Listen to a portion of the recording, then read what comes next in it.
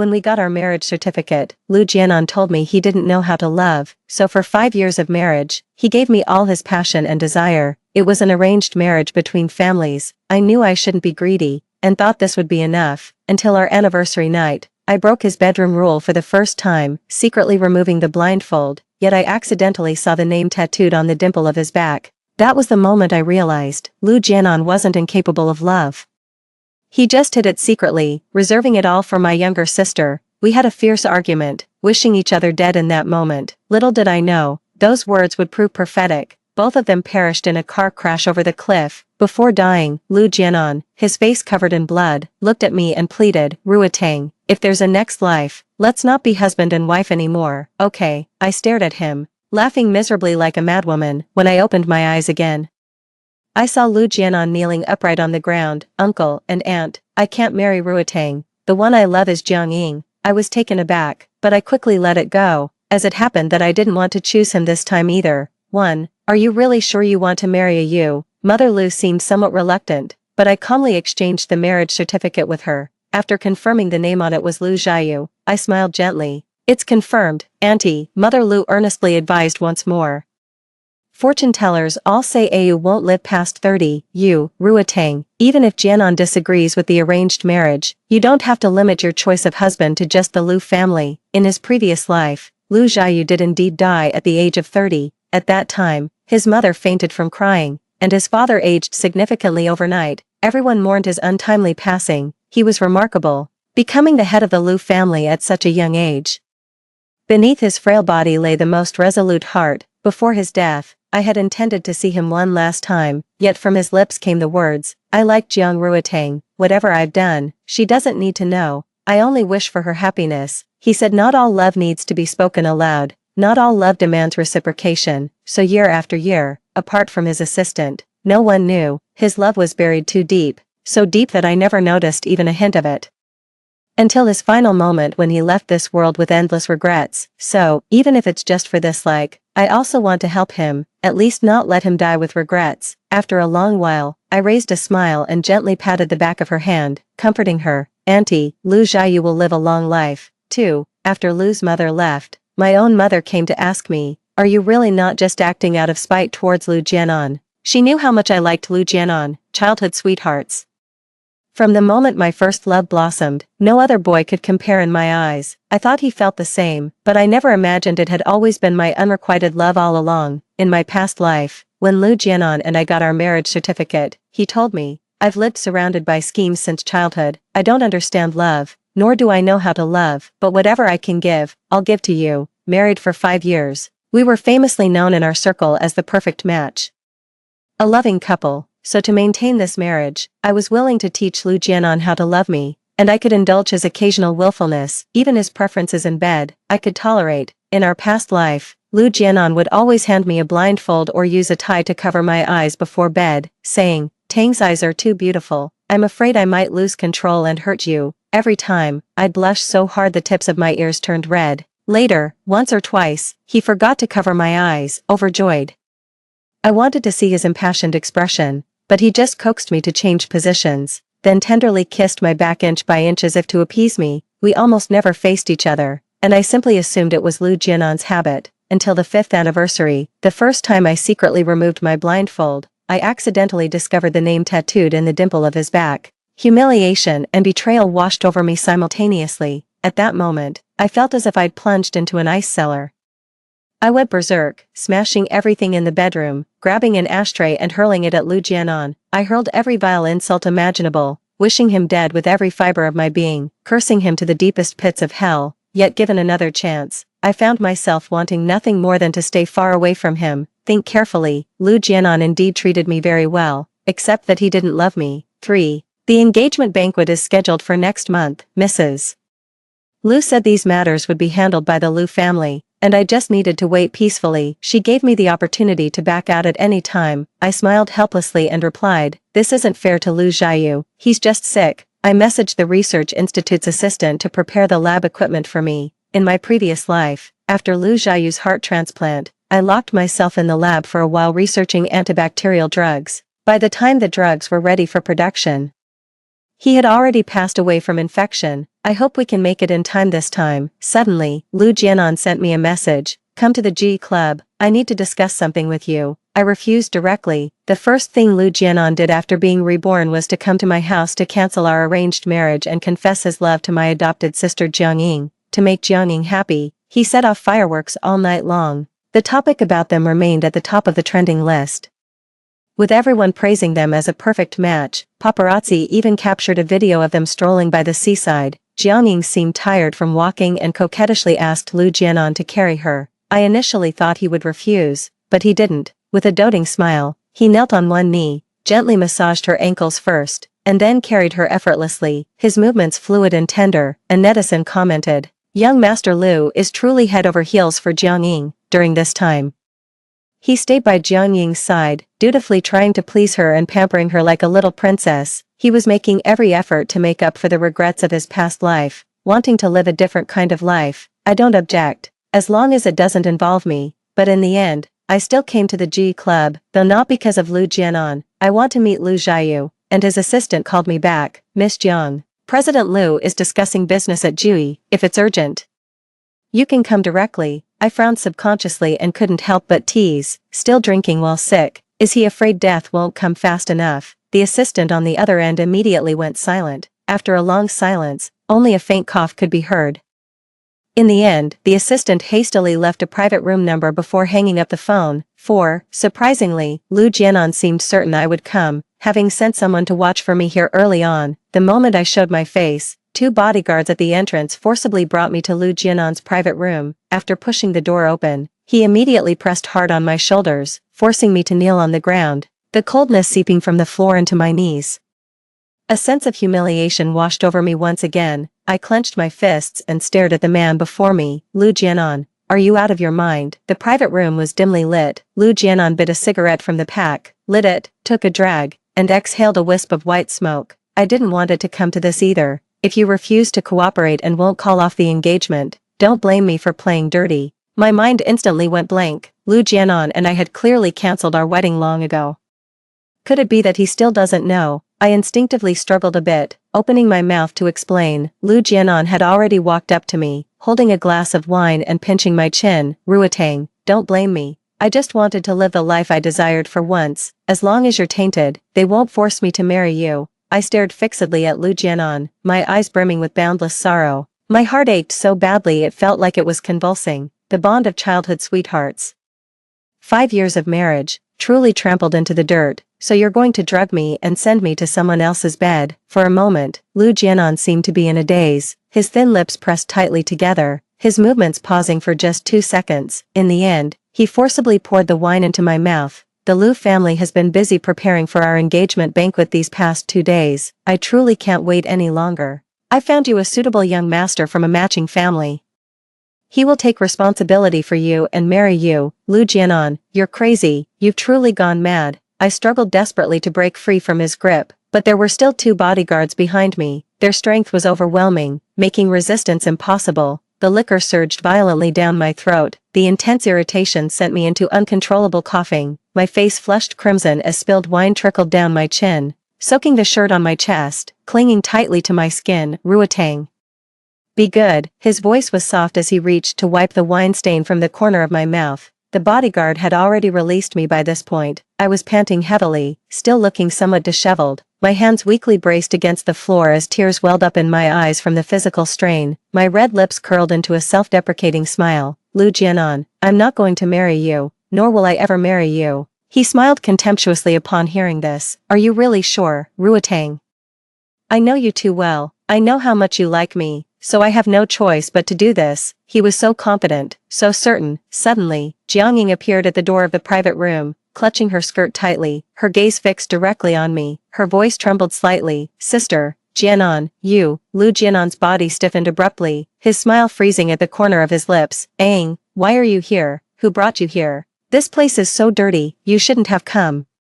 He walked helplessly to Jiangying's front, his voice gentle, movements soft and obedient. At this moment, he resembled a devout believer, his eyes overflowing with nothing but sincere affection. That was a side of him I had never seen before. Indeed, the line between love and its absence is starkly clear. I stared at Lu Jianan for a long time, an indescribable bitterness welling up inside me. People are truly strange. In my past life, after I married Lu Jianan, Jiang Ying went abroad and never returned. He now always regrets the past, but if he had wanted to marry her back then, who could have stopped him? If he truly loved her that much, a ticket to the U.S., just over 2,000 yuan. But did Lu Jianan ever go to see Jiang Ying? No. Sometimes I don't know whether to be grateful that he was loyal enough to me in my past life, or to be glad that he was cowardly and weak. Lu Jianan coaxed Jiang Ying to go home. She pursed her lips without saying much, her eyes holding unreadable emotions as she looked at me. In the end, I was left alone at the spot. 5. The drug's effects hit quickly. The two bodyguards stood guard at the door as Lu Jianan instructed, waiting for the well-matched young master he had arranged to arrive. I bit my lower lip, leaning against the nearby table as I struggled unsteadily to stand up, but my legs felt weak, and I nearly stumbled and fell. A strong arm suddenly reached out from behind to steady me. "Miss Jiang, be careful."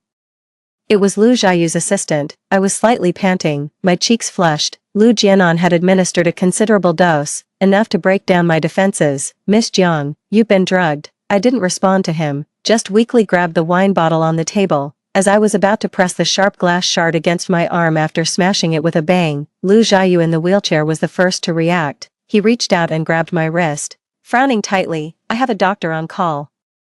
Don't hurt yourself." Suddenly, I froze, my pupils slightly unfocused. Lu Jiayu's hands were cold, his palms soft, making one yearn for more, to be touched by him, to be caressed by him. I couldn't resist leaning closer to his face, staring at his thin lips. "Mr. Lu, may I kiss you?" I blinked my eyes. Lu Jiayu's fingers trembled slightly, and his assistant behind him coughed in fright. "Miss Jiang, our sir's health, perhaps." "Not very." Before he could finish, I paused in my movements, eventually nodding blankly. Reason had ultimately triumphed over desire. Lu Jiayu gave his assistant a cool glance, prompting the assistant to clear his throat and excuse himself to call for the doctor. The bodyguards outside have already been taken care of by Lu Jiayu's people, including the young master of the Zhou family who was just about to enter. It took almost half an hour of struggle.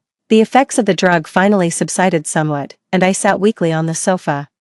But Lu Jiayu's brow remained tightly furrowed. "I didn't know Lu Jianan would do something like this. It's my fault for putting you in such danger. I'm sorry, I didn't think it through properly." His eyes were filled with remorse. Lu Jiayu and Lu Jianan were polar opposites, one gentle, refined, and humble, the other unruly and arrogant. The heavens truly are unfair, to let such a good person die at the age of 30. Seeing my prolonged silence, Lu Jiayu's face darkened further as he said earnestly, "Miss Jiang, I will make Jianan apologize to you. This matter won't be left unsettled. He will pay the price." As the words fell, I looked up just in time to catch the fleeting emotion in his eyes. Lu Jiayu was angry because Lu Jianan hurt me. In my past life, I accidentally overheard that he liked me, and later I simply kept this matter buried in my heart. I never told anyone. At this moment, I suddenly wanted to ask Lu Jiayu why he liked me. Before I realized it, the words had already slipped out. His expression froze for a moment before he stiffly replied, "Miss Jiang,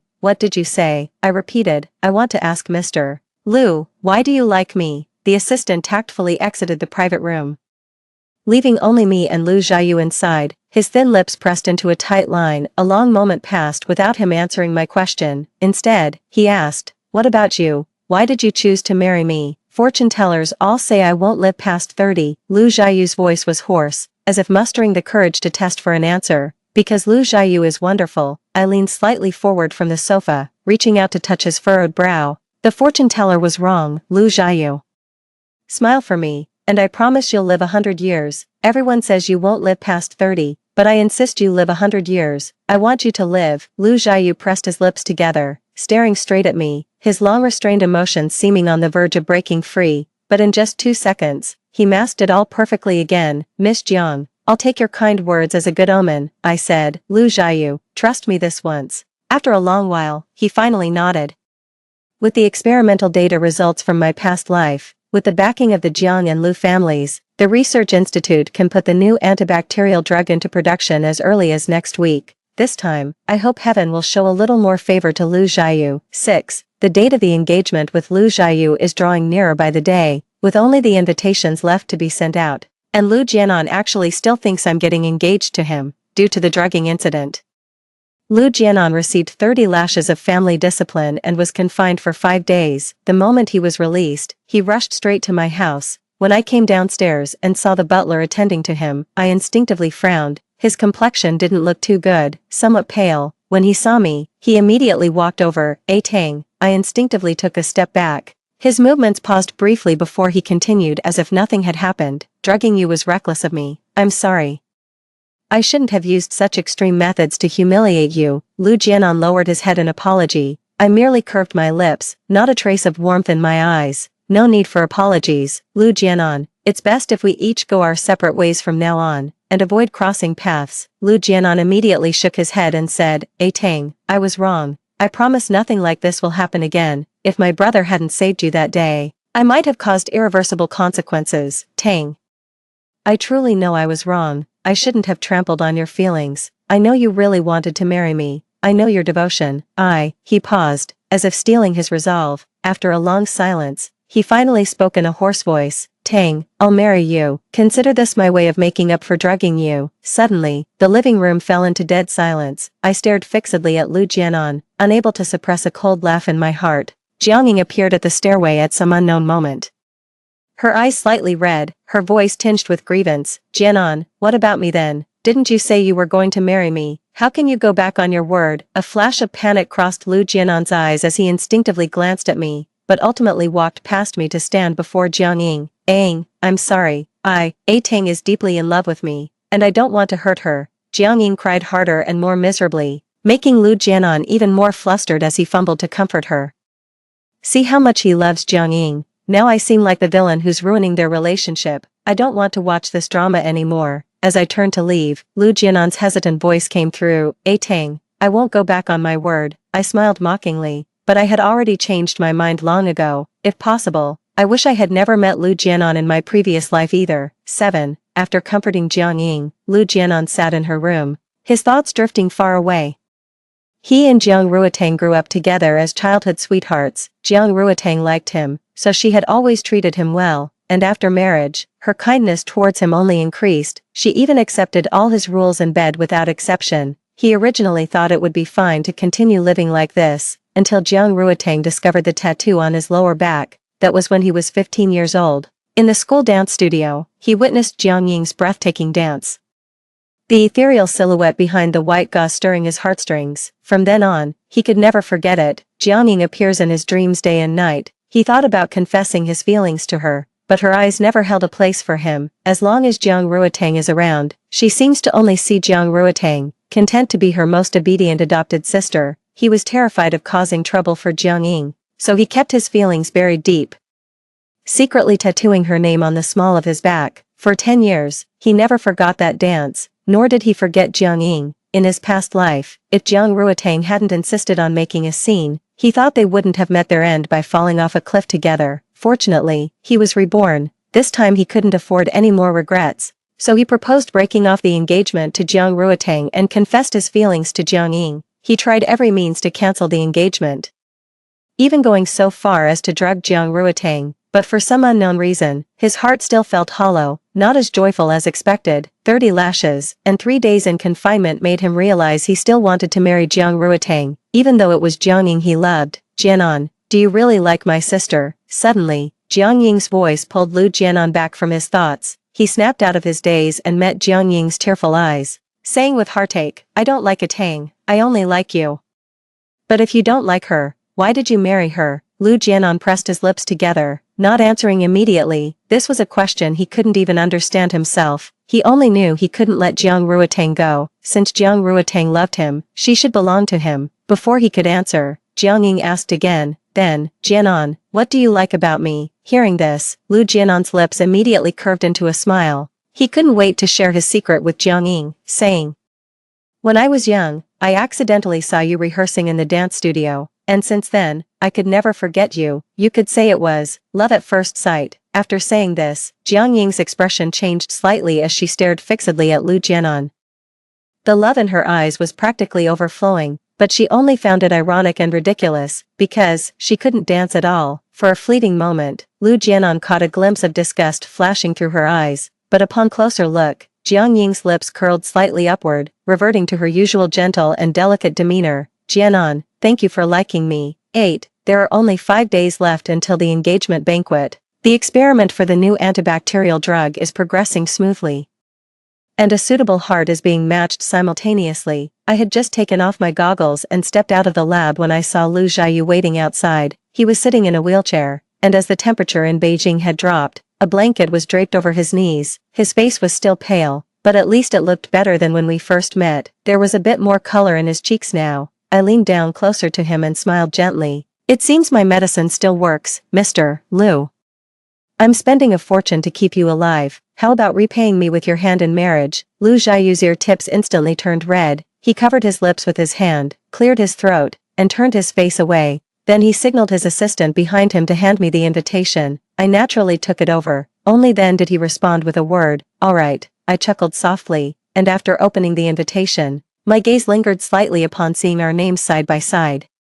A surge of indescribable emotion welled up in my heart simultaneously. In my past life, the engagement banquet between me and Lu Jianan was almost entirely arranged by his mother and mine. The Lu family provided a substantial betrothal gift, but compared to Lu Jiayu in this lifetime, it wasn't even 1/10,000th of what he offered. He nearly gave me all of his family's assets. I recognized his handwriting. When I first received the invitation, I had even complimented the person who wrote it, never imagining that person would be Lu Jiayu. I couldn't begin to imagine Lu Jiayu personally writing down my name alongside Lu Jianan's. What's on your mind? Is it sincere blessings or full of regrets? Seeing my prolonged silence, Lu Jiayu thought there was an issue with the invitation and asked worriedly, is there something wrong with how it's written? This is my first time writing. I don't have much experience. My mother suggested leaving it to the professionals, but I thought doing this kind of thing myself would be more meaningful. He frowned, and even his assistant couldn't stand it anymore. Lu Jiayu held a high position, even with his frail health.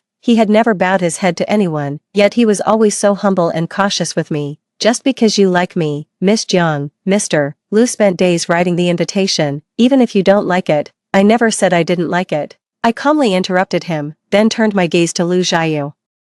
Ayu's handwriting is very beautiful. As I finished speaking, I flashed him a smile. Only then did Lu Jiayu's tense expression relax, his eyes gradually filling with amusement. Just as he was about to speak, an uninvited guest arrived at the lab. Bro, what are you doing here? 9. Lu Jianan's suspicious gaze fell upon Lu Jiayu until his peripheral vision caught sight of the invitation in my hand. Then he raised an eyebrow and said, you could have just sent an assistant to deliver the invitation. Brother, you're not in good health. There's no need to push yourself. He walked past Lu Jiayu. When he familiarly tried to take my hand, I avoided it, leaving his gesture hanging mid-air. Tang, Lu Jianan, perhaps you should look at the name on the invitation first. I handed the invitation to Lu Jianan. The marriage between the Lu and Jiang families has been the talk of the town lately. How could Lu Jianan be so oblivious, even now? He hasn't realized that the person I'm engaged to isn't him. Lu Jianan might have sensed something was amiss, finally willing to open the invitation for a glance. His expression instantly stiffened the next second. When he clearly saw the names on it, he looked at me in disbelief. You're marrying Lu Jiayu, Jiang Ruotang. Have you lost your mind? Everyone says Lu Jiayu won't live past 30, and you still want to marry him. Are you prepared to be a widow in all but name? He growled, his face flushing crimson. Lu Jiayu sat in his wheelchair, his sharp dark eyes flickering with complex emotions as he restrained the surging turmoil within. But in the end, he remained silent. In this relationship, he was too humble, not even daring to harbor the slightest hope. I wish he could say to Lu Jianan, Jiang Ruotang is my fiancée, your sister-in-law. Yet he looked at me, the light in his eyes gradually faded. Jiang Ruotang, I know you're angry with me, but you can't use your lifelong happiness to spite me, Lu Jianan said through gritted teeth. And I just said calmly, I'm not being spiteful. Lu Jianan, I've told you many times, I won't marry you, and I don't love you anymore. You're just too full of yourself. You like Jiang Ying, so I'm stepping aside, so I'm going to marry you, and you stay out of it, okay? The moment the final words fell, Lu Jianan stood frozen in place, his eyes bloodshot, his lips parted slightly, his expression full of shock. He couldn't believe these words had come from my mouth. Even more unbelievable was that the person who once cherished him above all else no longer loved him. After a long silence, he clenched his teeth and said stubbornly, you're lying to me, Jiang Ruotang, you're lying to me. I didn't respond to him anymore. Is it me deceiving him, or is he deceiving himself? He knows it perfectly well in his heart. 10. Lu Jianan tore up the invitation and left. He still refuses to believe that this engagement banquet truly has nothing to do with him, but I'm not obligated to explain anymore. In this lifetime, he chose the path he always wanted to take, so he shouldn't regret it. Actually, Kanan was right. After a long silence, Lu Jiayu finally spoke up. He looked at me with an inscrutable gaze. This time, I didn't say anything more. Actually, I'm somewhat disappointed. Lu Jiayu didn't believe he could survive, so likewise. He never believed in me either. On the way sending me back, Lu Jiayu kept glancing at me from the corner of his eye, but I never looked at him, just calmly gazed out the window until the car stopped outside the Jiang family villa. As I was getting off the car, Lu Jiayu finally spoke again, asking in a low voice like a child who had done something wrong, "Ruotang, are you angry with me?" I pressed my lips together without speaking and turned my face to look at him. Lu Jiayu said earnestly, "Ruotang, if I've made you angry, it's my fault, but please believe me, it was unintentional." I asked, "Lu Jiayu, don't you believe I can keep you alive?" He froze. Suddenly, I let out a low chuckle. "I understand now. Lu Jiayu, the engagement banquet is in 5 days, you can cancel any time. This time, the choice is yours." After saying that, I got out of the car and left. I knew Lu Jiayu was watching me the whole time, but I didn't look back. Thinking oneself infallible seems to be a common flaw of all people. Lu Jianan is no exception, and neither am I. I thought I could help him. I thought that by marrying him, he would have no regrets, yet it seems I never asked whether Lu Jiayu was willing. 11. The Jiang family villa was brightly lit. The moment I entered the foyer, I saw Lu Jianan kneeling stiffly before my mother, just like the day he was reborn, only that time he was begging to cancel our marriage, but this time it's exactly the opposite. "Auntie, I was immature back then, I shouldn't have insisted on canceling the arranged marriage with a Tang. All the faults are mine, but you can't let a Tang marry my brother. His affair with Jiang Ying has become public knowledge recently, and mother has long been disappointed in him." Even though she wasn't entirely satisfied with my marriage to Lu Jiayu at first, he later proved himself in every possible way. Every detail of this engagement banquet was personally overseen by him. My mother could clearly see who genuinely cared for me. Just as she frowned and was about to send Lu Jianan away, she looked up and saw me. I smiled and told my mother, "I'll handle this." Mother nodded and went upstairs. The living room was left with only me and Lu Jianan. He looked at me, propped himself up from the table with his right hand, and stood up. Having knelt for a while, his knees were somewhat numb, and he almost lost his balance. I frowned. I thought I had made myself clear enough. "What are you doing coming to my house again?" Lu Jianan froze, his gaze turning somewhat resentful. "A Tang, I only want what's best for you." "What's best for me?" I let out a mocking chuckle, then raised my eyes to stare at Lu Jianan as I stepped closer to him. "Lu Jianan, don't you like Jiang Ying? Now that you've gotten your wish, we've called off the engagement, you're free to marry Jiang Ying. What exactly are you still unhappy about?" As soon as my words fell, Lu Jianan's breath hitched slightly, his expression blank for a moment. I don't know. I thought it should be like this too, but I can't watch you marry Lu Jiayu." He stared at me with piercing eyes, glowing red in their depths. I just found it hilarious. That's just how Lu Jianan is, heaven's favored son who acts willfully without consequence, knowing someone will always clean up his messes. Nor does he ever understand the concept of empathy. I will always remember, once when a typhoon hit the capital, Lu Jianan stubbornly craved cakes from Nanjing Street and insisted I go buy them. With no choice, I drove through the rain to get them for him, a 4-hour round trip. By the time I got home, it was already past midnight. Coincidentally that day, I'd forgotten my keys and called Lu Jianan multiple times, but he never answered. Later he explained to me that he had fallen asleep, so he didn't hear the phone, but I knew he wasn't asleep. It was just too cold and he was too lazy to get out of bed. Wanting cake was just a passing whim, but if he asks, I have to give it to him. Why? Because I like Lu Jianan. I can only search for sweetness among broken glass. Liking him is an exhausting and painful thing, but I persisted for 10 years. And I truly can't go on anymore, nor do I want to. After a long silence, I said weakly, "Lu Jianan, you can't have your cake and eat it too, but you clearly like me." Choosing Lu Jiayu, isn't that just settling for second best? You've liked me for so long, how could you suddenly change? I don't believe it. Lu Jianan looked at me unwillingly, while I just curled my lips mockingly and said coldly, "Why don't you understand yet? I stopped liking you long ago." 12. The living room fell into dead silence. Lu Jianan pressed his lips together in prolonged silence, the pain in his eyes clearly visible. As I moved past him to leave, he suddenly raised his hand to grab my arm, his voice soft and tentative as he asked, Tang, have you also come back? I froze for a moment but didn't deny it. Lu Jianan seemed to understand instantly. The corners of his lips curled into a self-mocking arc as his fingers clenched my arm so tightly his knuckles turned white. I couldn't help but frown slightly as tears welled up in his eyes. No wonder you didn't choose me anymore, Tang, since you've also come back. You know Lu Jiayu will die at 30, why would you still choose him? Why would you choose him over me? He growled, his voice breaking toward the end as his entire body trembled. Lu Jianan's sudden outburst stirred a pang of bitterness in my heart. I'd rarely seen him cry. The only time was when he begged me on his deathbed. His face covered in blood yet still pleading with me in desperation. If there's a next life, let's not be husband and wife anymore, okay, but now you see, I've already agreed to him, already made the promise, but Lu Jianan is still not satisfied. He's asking for too much. I can't give it. Lu Jianan, you should go back. He shook his head desperately, trying to stay by my side like he used to, but Lu Jianan forgot. Only the beloved have the privilege to act willfully. I won't leave, Tang.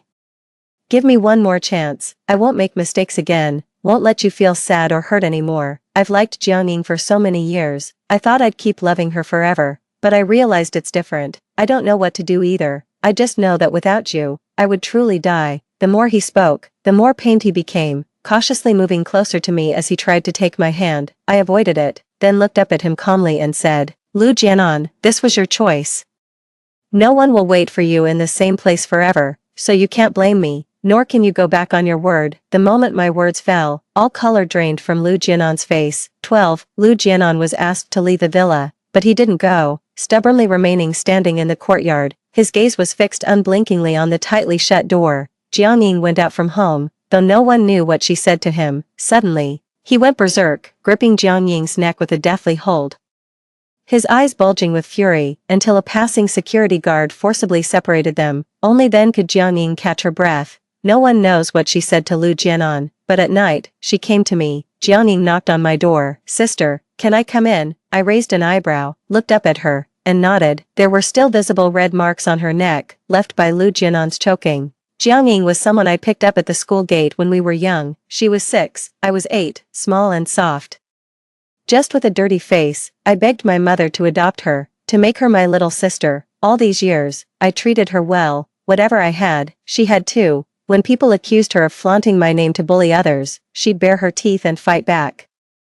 I knew she wasn't exactly kind, but Jiangning has never hurt me. She obediently walked up to me and asked in a soft, gentle voice, Sister, you haven't spoken to me these past few days. Is it because of what happened at the club that day? I was startled, then smiled. No, Lu Jiayu told me that day. They were able to find me in time because Jiangning sent the message promptly. Sister, Lu Jianan is not someone worthy of entrusting your life to. I know you don't want to marry him either. That's why I've just been pretending with him. I only, halfway through her words, she paused, her eyes filling with disgust, wanted to help you get rid of his pestering. He's not good enough for you. I stared fixedly at her, pressing my lips together without speaking. In my past life, after I married Lu Jianan, Jiangning left without even attending the wedding. She only left me a wedding gift. For years afterward, we rarely kept in touch, so I never regarded Jiangning as a love rival. Whether in my past life or this one, I never blamed her. She did nothing wrong. It was Lu Jianan who was at fault. After a long silence, I asked her, what did you say to Lu Jianan? Jiangning's expression visibly stiffened before she finally tried to appease me by hooking her pinky with mine, saying, it's not important. The important thing is that annoying Lu Jianan is finally gone. I nodded suspiciously. The following days, I didn't see Lu Jianan again, and thought he had finally given up.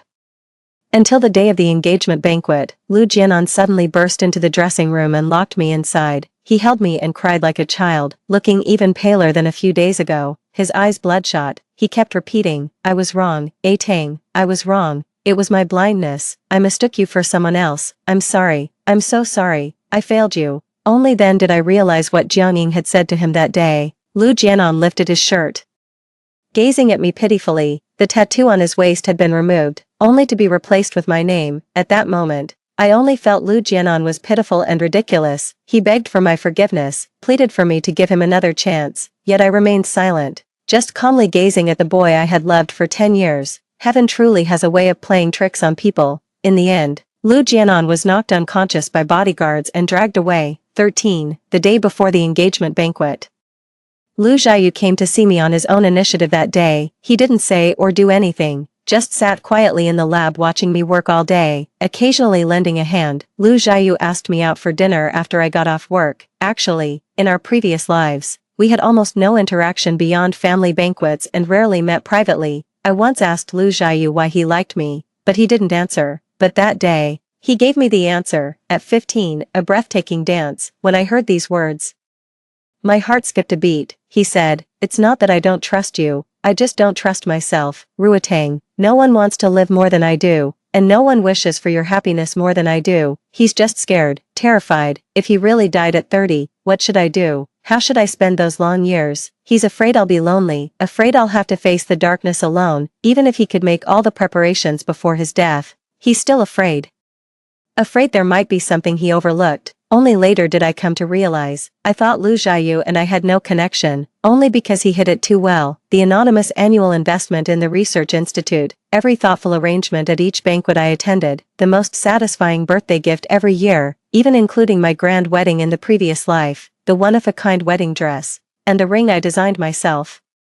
Lu Jianan thought this was just Lu Jiayu's deepest blessing as an elder brother, yet no one had ever imagined, hidden within this are Lu Jiayu's countless mountains and rivers. He has walked such a long road alone. Fortunately, this time, I saw it. 14, half a month after the engagement banquet, Lu Jiayu successfully underwent a heart transplant surgery. The new medication caused no adverse reactions in him. In his previous life, his body was extremely weak. He didn't survive past the 20th day before succumbing to infection and passing away, but this time, he survived. Over 3 months, the entire Lu family wept with joy. In the hospital room, Lu Jiayu sat leaning against the bed, his gaze fixed on me. "Uncle and aunt, I can't marry Ruotang. The one I love is Jiang Ying." And after a long pause, he finally said, "Ruotang, thank you." I curved my lips slightly, leaned forward a little.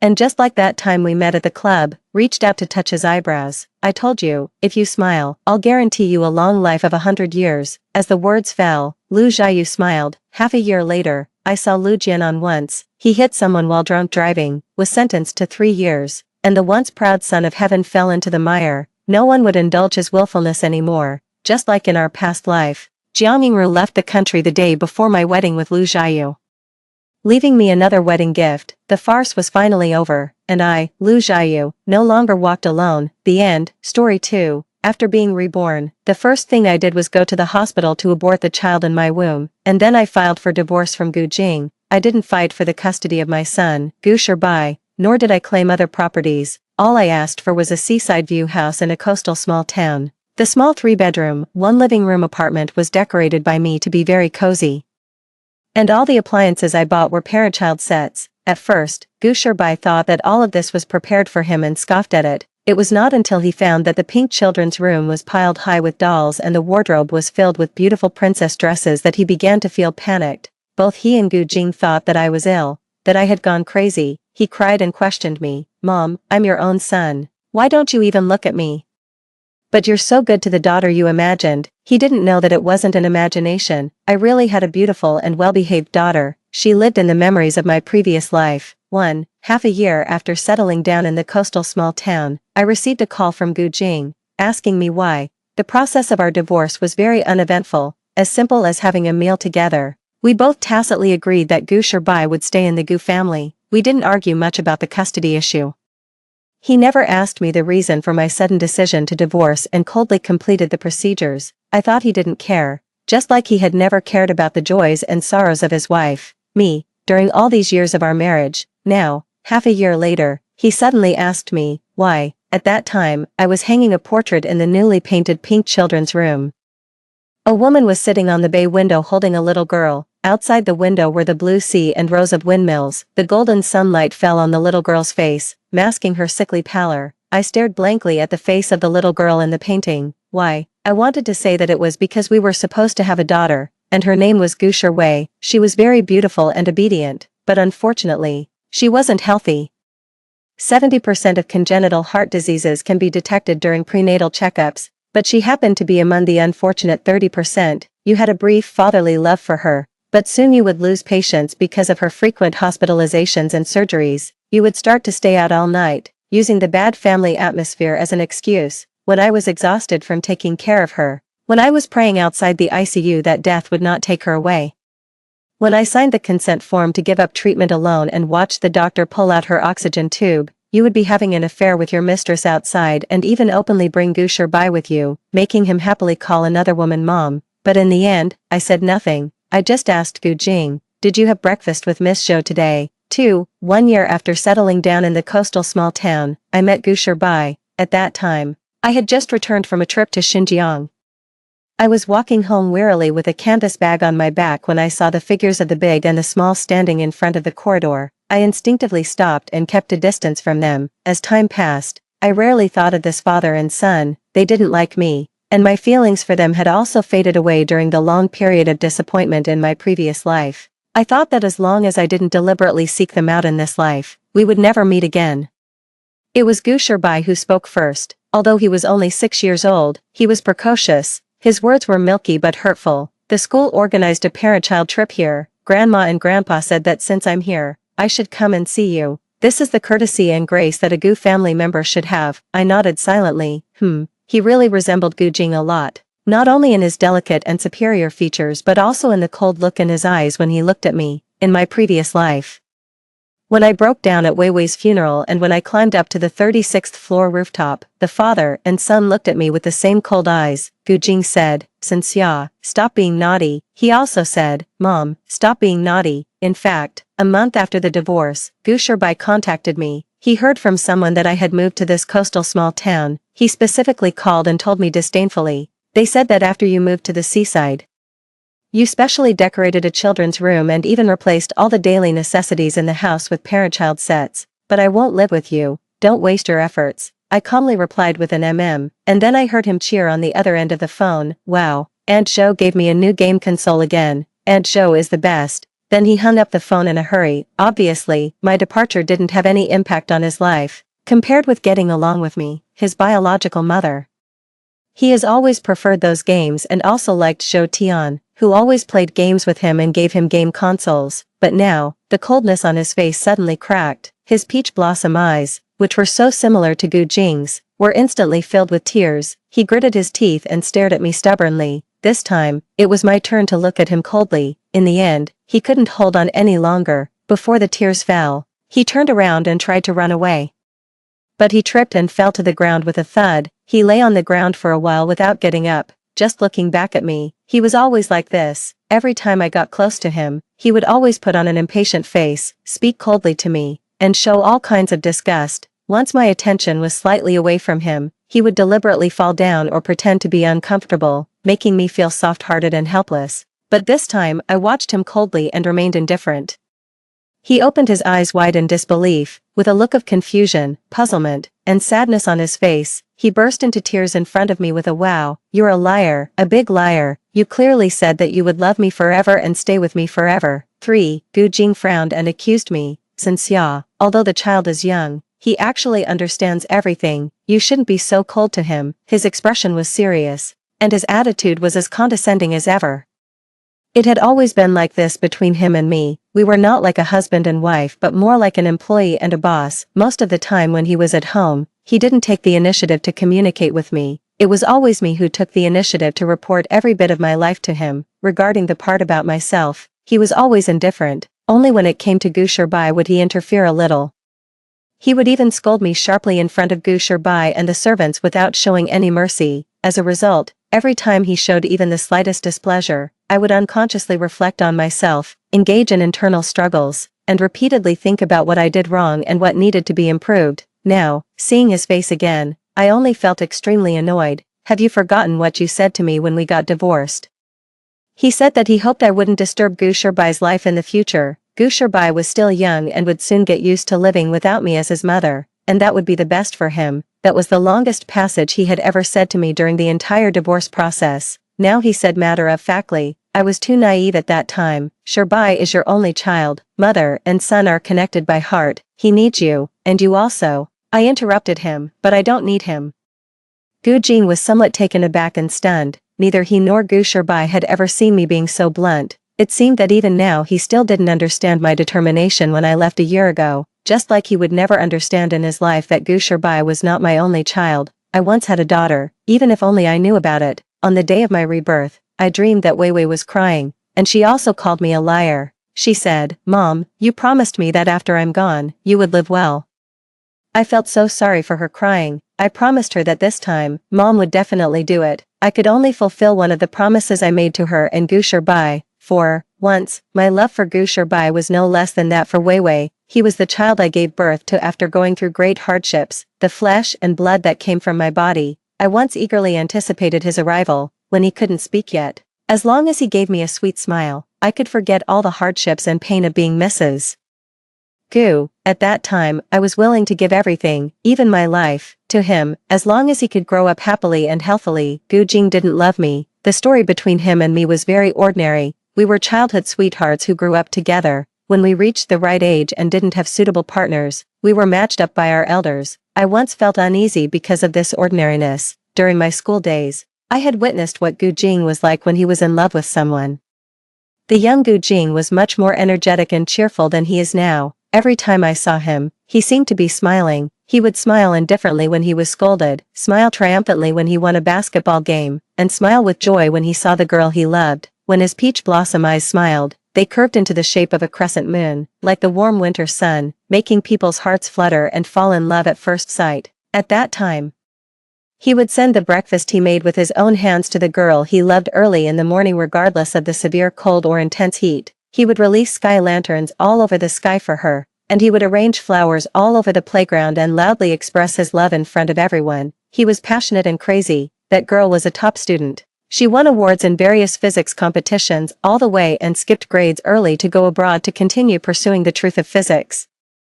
After that, Gu Jing seemed to become indifferent to everything. Before the wedding, I once asked Gu Jing if we would really be happy. He answered me, "We will." Love made me blindly ignore the indifference in his tone at that time. I comforted myself that people would always grow up and become more composed, and the way he loved someone would also become more composed. It was not until Zhou Tian appeared by his side, a young and beautiful game planner.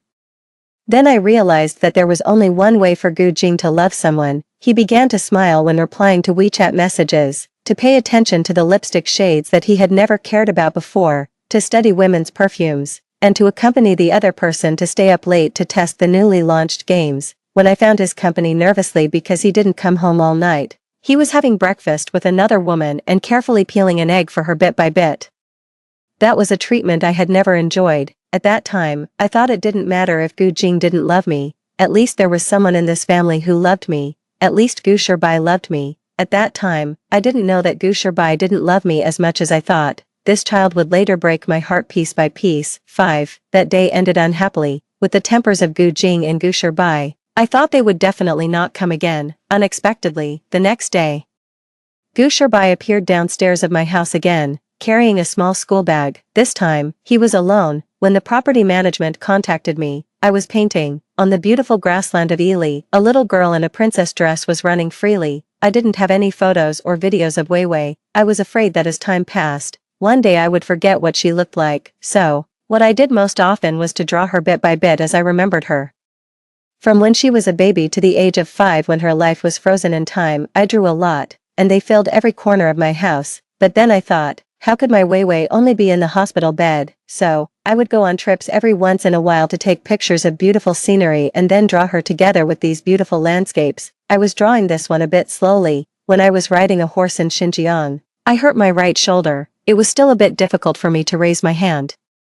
So I hadn't finished this painting even after a month of working on it on and off. That was the first time I rode a horse. When I chose that white horse, the young man in the horse team hesitated and tried to persuade me, saying that this horse had a bad temper, it bullied strangers, and it had thrown several people off. I smiled and said it didn't matter because the white horse was really beautiful. As a result, when the group was halfway through the journey, the white horse indeed threw a tantrum. It suddenly knelt down on its front legs and threw me onto the grass. Everyone in the same team was startled. When a little girl's mother came to help me up, the little girl gently helped me pat the grass debris off my face with her small hand and asked me sweetly in a soft voice, "Auntie, does it hurt?" Later, I took a lot of photos for her and her mother. She reminded me of Weiwei, but in fact, the farthest place Weiwei had been to in her previous life was this coastal small town. At that time, her health was slightly better, and I planned a family vacation, but Gu Jing said he was busy. and Gu Shirbai said he wanted to participate in the testing of a new game in Gu Jing's company. In the end, only my daughter and I came here. Those few short days were peaceful and wonderful. During the day, I taught her to draw in the room, and in the morning and evening, we went to the beach to pick up seashells together. She said that when she got better, she wanted to live in this place for the rest of her life. So, when I got divorced, all I asked for was this seaside view house. This is a home belonging to me and Wei Wei, having nothing to do with Gu Shirbai or Gu Jing. I didn't want Gu Shirbai to set foot in this house at all. Without hesitation, I gave the contact information of Gu Jing and Gu Shirbai's grandparents to the property management. 6.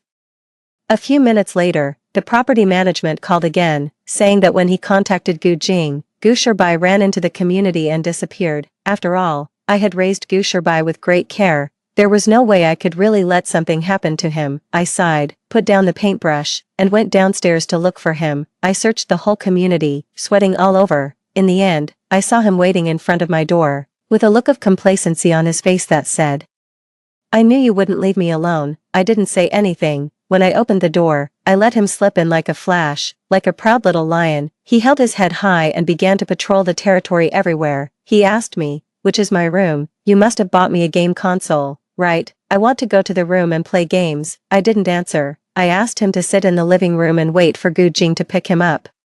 And then I sat back in front of the easel and focused on finishing the painting. I had only painted a few strokes when I heard a loud crash coming from the children's room. I quickly walked over and saw that the painting hanging on the wall above the head of the bed had fallen to the ground. The frame was in pieces, and the knocked-over perfume liquid had soaked Wei Wei's face beyond recognition. Gu Shirbai stepped on the bed and looked at me with a helpless expression. I don't like this painting. Why did you hang someone else's portrait in my room? Why are you holding her in the painting?" I knew that he might just want to take the painting down and didn't break it on purpose. I also knew that he was still a child and I shouldn't lose my temper over something he didn't understand. However, my tone of voice still couldn't help being a bit harsh. "Didn't I ask you to wait for your father in the living room? Don't touch things randomly anymore." He sensed my restrained emotions, and his expression showed a bit of vulnerability. "Before, whenever I broke something, you would always ask me first if I was hurt." I didn't answer. My gaze fell on the bed sheet that he had stepped on and dirted, and I couldn't help frowning. "Come down first." He still stood on the bed without moving, staring straight at me. "Mom, who is this girl you painted? Why did you paint her so many times? Why is every painting in the house of her?" He was still too young to hide the fear and unease in his eyes. He saw those paintings that filled the house, and the girl in the paintings had eyebrows and eyes similar to his. "Mom, why do the security uncle and the uncles and aunts living here all say that you don't have a son, but only a daughter?" I said, "I'm your son," but they said I'm a liar. Even when I showed them our group photo, they still didn't believe me. "This is my room, right?" He jumped off the bed, as if to prove something. He opened the wardrobe, but was stunned when he saw the wardrobe full of princess dresses. "Why did you buy so many dresses? Where are my clothes? Why aren't there any of my clothes?" He rummaged around in the wardrobe, and finally stared at me with wide eyes. Finding nothing, hoping to get an answer from me that could soothe him, I looked at his eyes gradually filled with tears and remained silent. His tears fell one by one in my silence. Suddenly, he went crazy, crying and pulling out the princess dresses in the wardrobe one by one and throwing them on the bed. He swept all the dolls on the bay window to the ground, unreasonably trying to assert his status. "Why did you put someone else's dresses in my wardrobe? I don't like dolls. Why did you put so many dolls in my room? I don't like this bed and quilt. This is a bed for girls. I don't like pink. Why did you make my room this color? Why are you holding another girl? Why did you hang the painting of you and someone else in my room? I don't like her. I hate her. Hate her." This time, I couldn't bear it anymore. "Gu Shirbai, get out. This isn't your room. There isn't a room for you here." 7. When Gu Jing came to pick him up, Gu Shirbai said to him in a panic, "Dad, Mom has gone crazy. She keeps telling everyone that she only has a daughter." 8. When Gu Jing and Gu Shirbai came again a month later, they both became very cautious in their attitudes. Gu Jing said, "Sinxia, you're ill." He asked me to have a video call with my relatives and friends, and let them tell me that the daughter I painted, the daughter I told all the neighbors I loved deeply, didn't exist and was just my imagination. They took out the family photo album and forcibly pulled me to recall the past with them, but our past was too meager. Just like this photo album that couldn't be filled, it was almost impossible to find a few group photos of the three of us. Most of the photos recorded Gu Shirbai's growth, with some photos of me and him mixed in. As he gradually grew up, Perhaps it was the nature of boys that made him get closer to the person in the family who had more authority and could provide him with better conditions. He understood Gu Jing's indifference and alienation towards me, and he didn't want to take photos with me anymore. Now, they were holding that photo album with hardly any photos of me, recounting every bit of the past.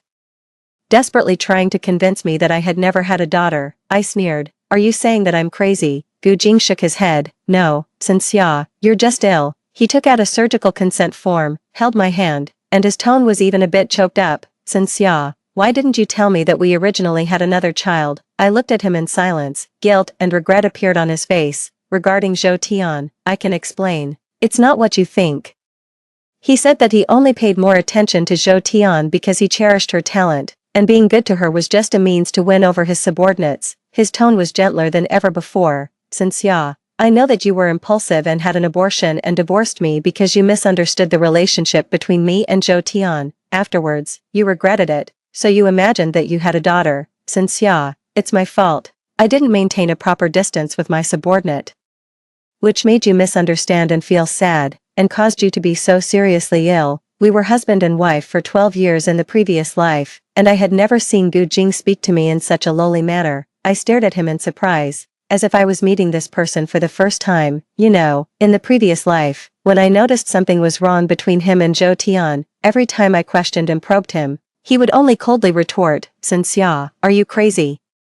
Even half a year ago, when he called to ask me why, he still didn't answer my question in the end. Now, he thought I was really ill, and suddenly he could talk. For the first time, he explained his relationship with Zhou Tian to me. He said, Xia, you're ill and need treatment. Let me and Shirbai accompany you and take care of you. Okay, I told him to get out with Gu Shirbai. 9. When Gu Jing and Gu Shirbai came for the second time, they brought a psychologist with them. At that time, I had just come back from Mexico a few days ago. The doctor's surname was Lin. He took a look at my neck and his tone was as easygoing as if we were old friends who had known each other for a long time. What's wrong with your neck? I raised my hand and touched the thin purple mark on my neck and replied casually, I had a little accident when I was playing sea paragliding in Cancun a few days ago. That was the last stop of my trip to Mexico.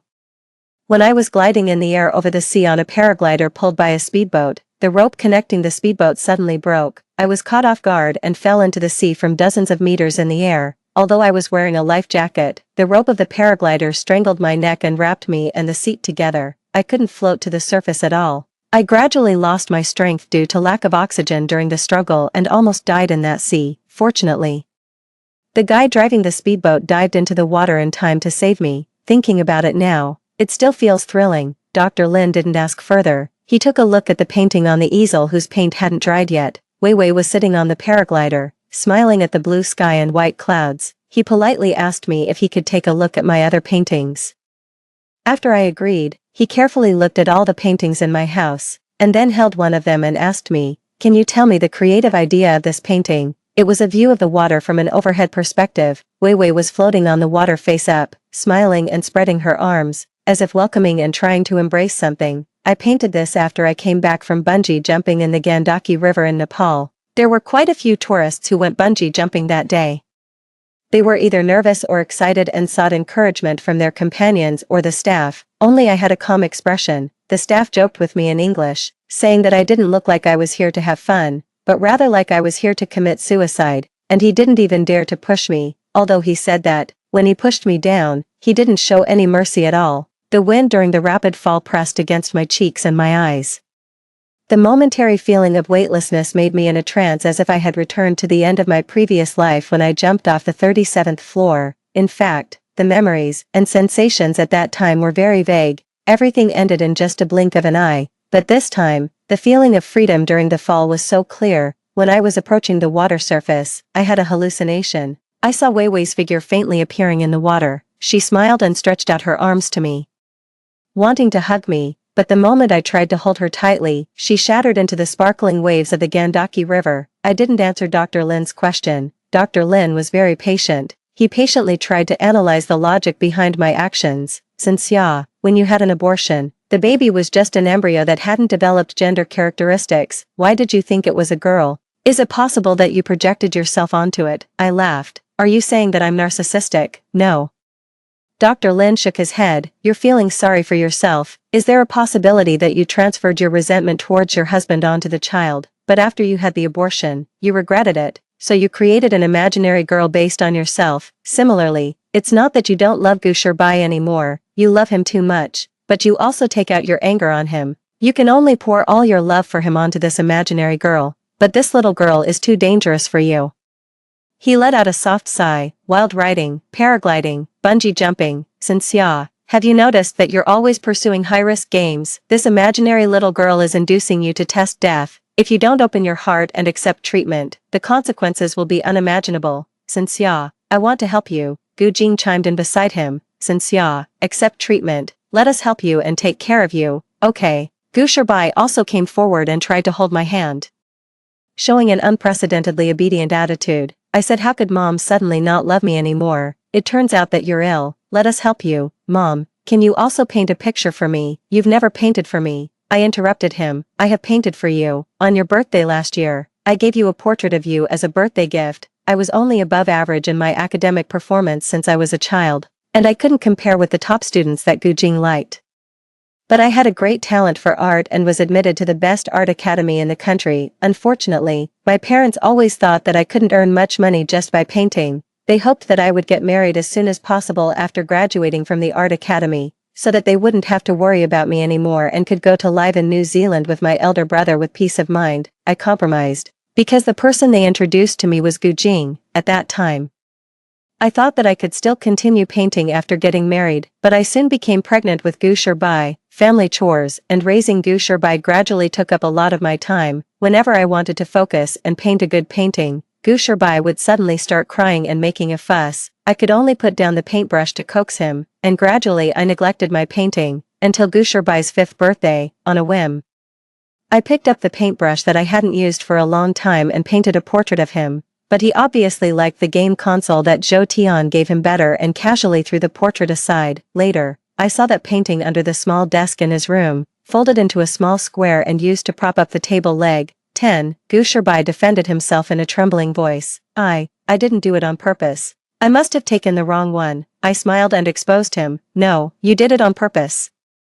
Because that day, you were dawdling and refused to take a bath. I confiscated your game console, and you deliberately did this to get back at me. You've always been like this. Whenever I don't do as you wish, you would hurt me by destroying the gifts I gave you and trampling on my kindness, because you know that I love you and care about you, and I will be sad if you do this. You want to make me sad. Gu Sherbai's face turned slightly pale, and he stammered for a long time but couldn't say anything. 11. I raised my eyes and looked at Gu Jing. In fact, I had already seen his hidden intention of making peace. For example, in the previous life, Gu Sherbai's school never organized a parent-child trip. For example, with so many bodyguards and nannies in the Gu family, how could they let Gu Sherbai run out alone and not be in a hurry at all? Also, whether it was in the previous life or after being reborn, in fact, he hadn't worn the clothes I bought for him for a long time. From a certain day on, he, who had never bothered about his clothes before, started buying clothes and bringing them home himself. Later, I found out that all those clothes were bought for him by Zhou Tian.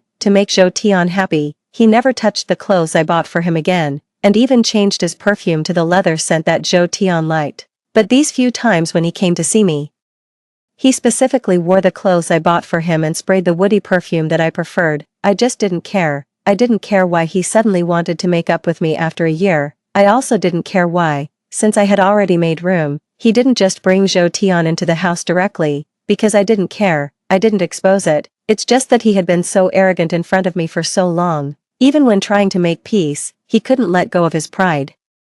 He only thought of using Gu Sherbai to make me soft-hearted and take the initiative to come back to him. Now, he thought I was ill. It seemed that he had suddenly found an excuse to lower his head to me. His attitude changed 180 degrees. In an instant, he learned to be gentle and accommodating, as if because I was a patient, I suddenly became a fragile item that needed his protection.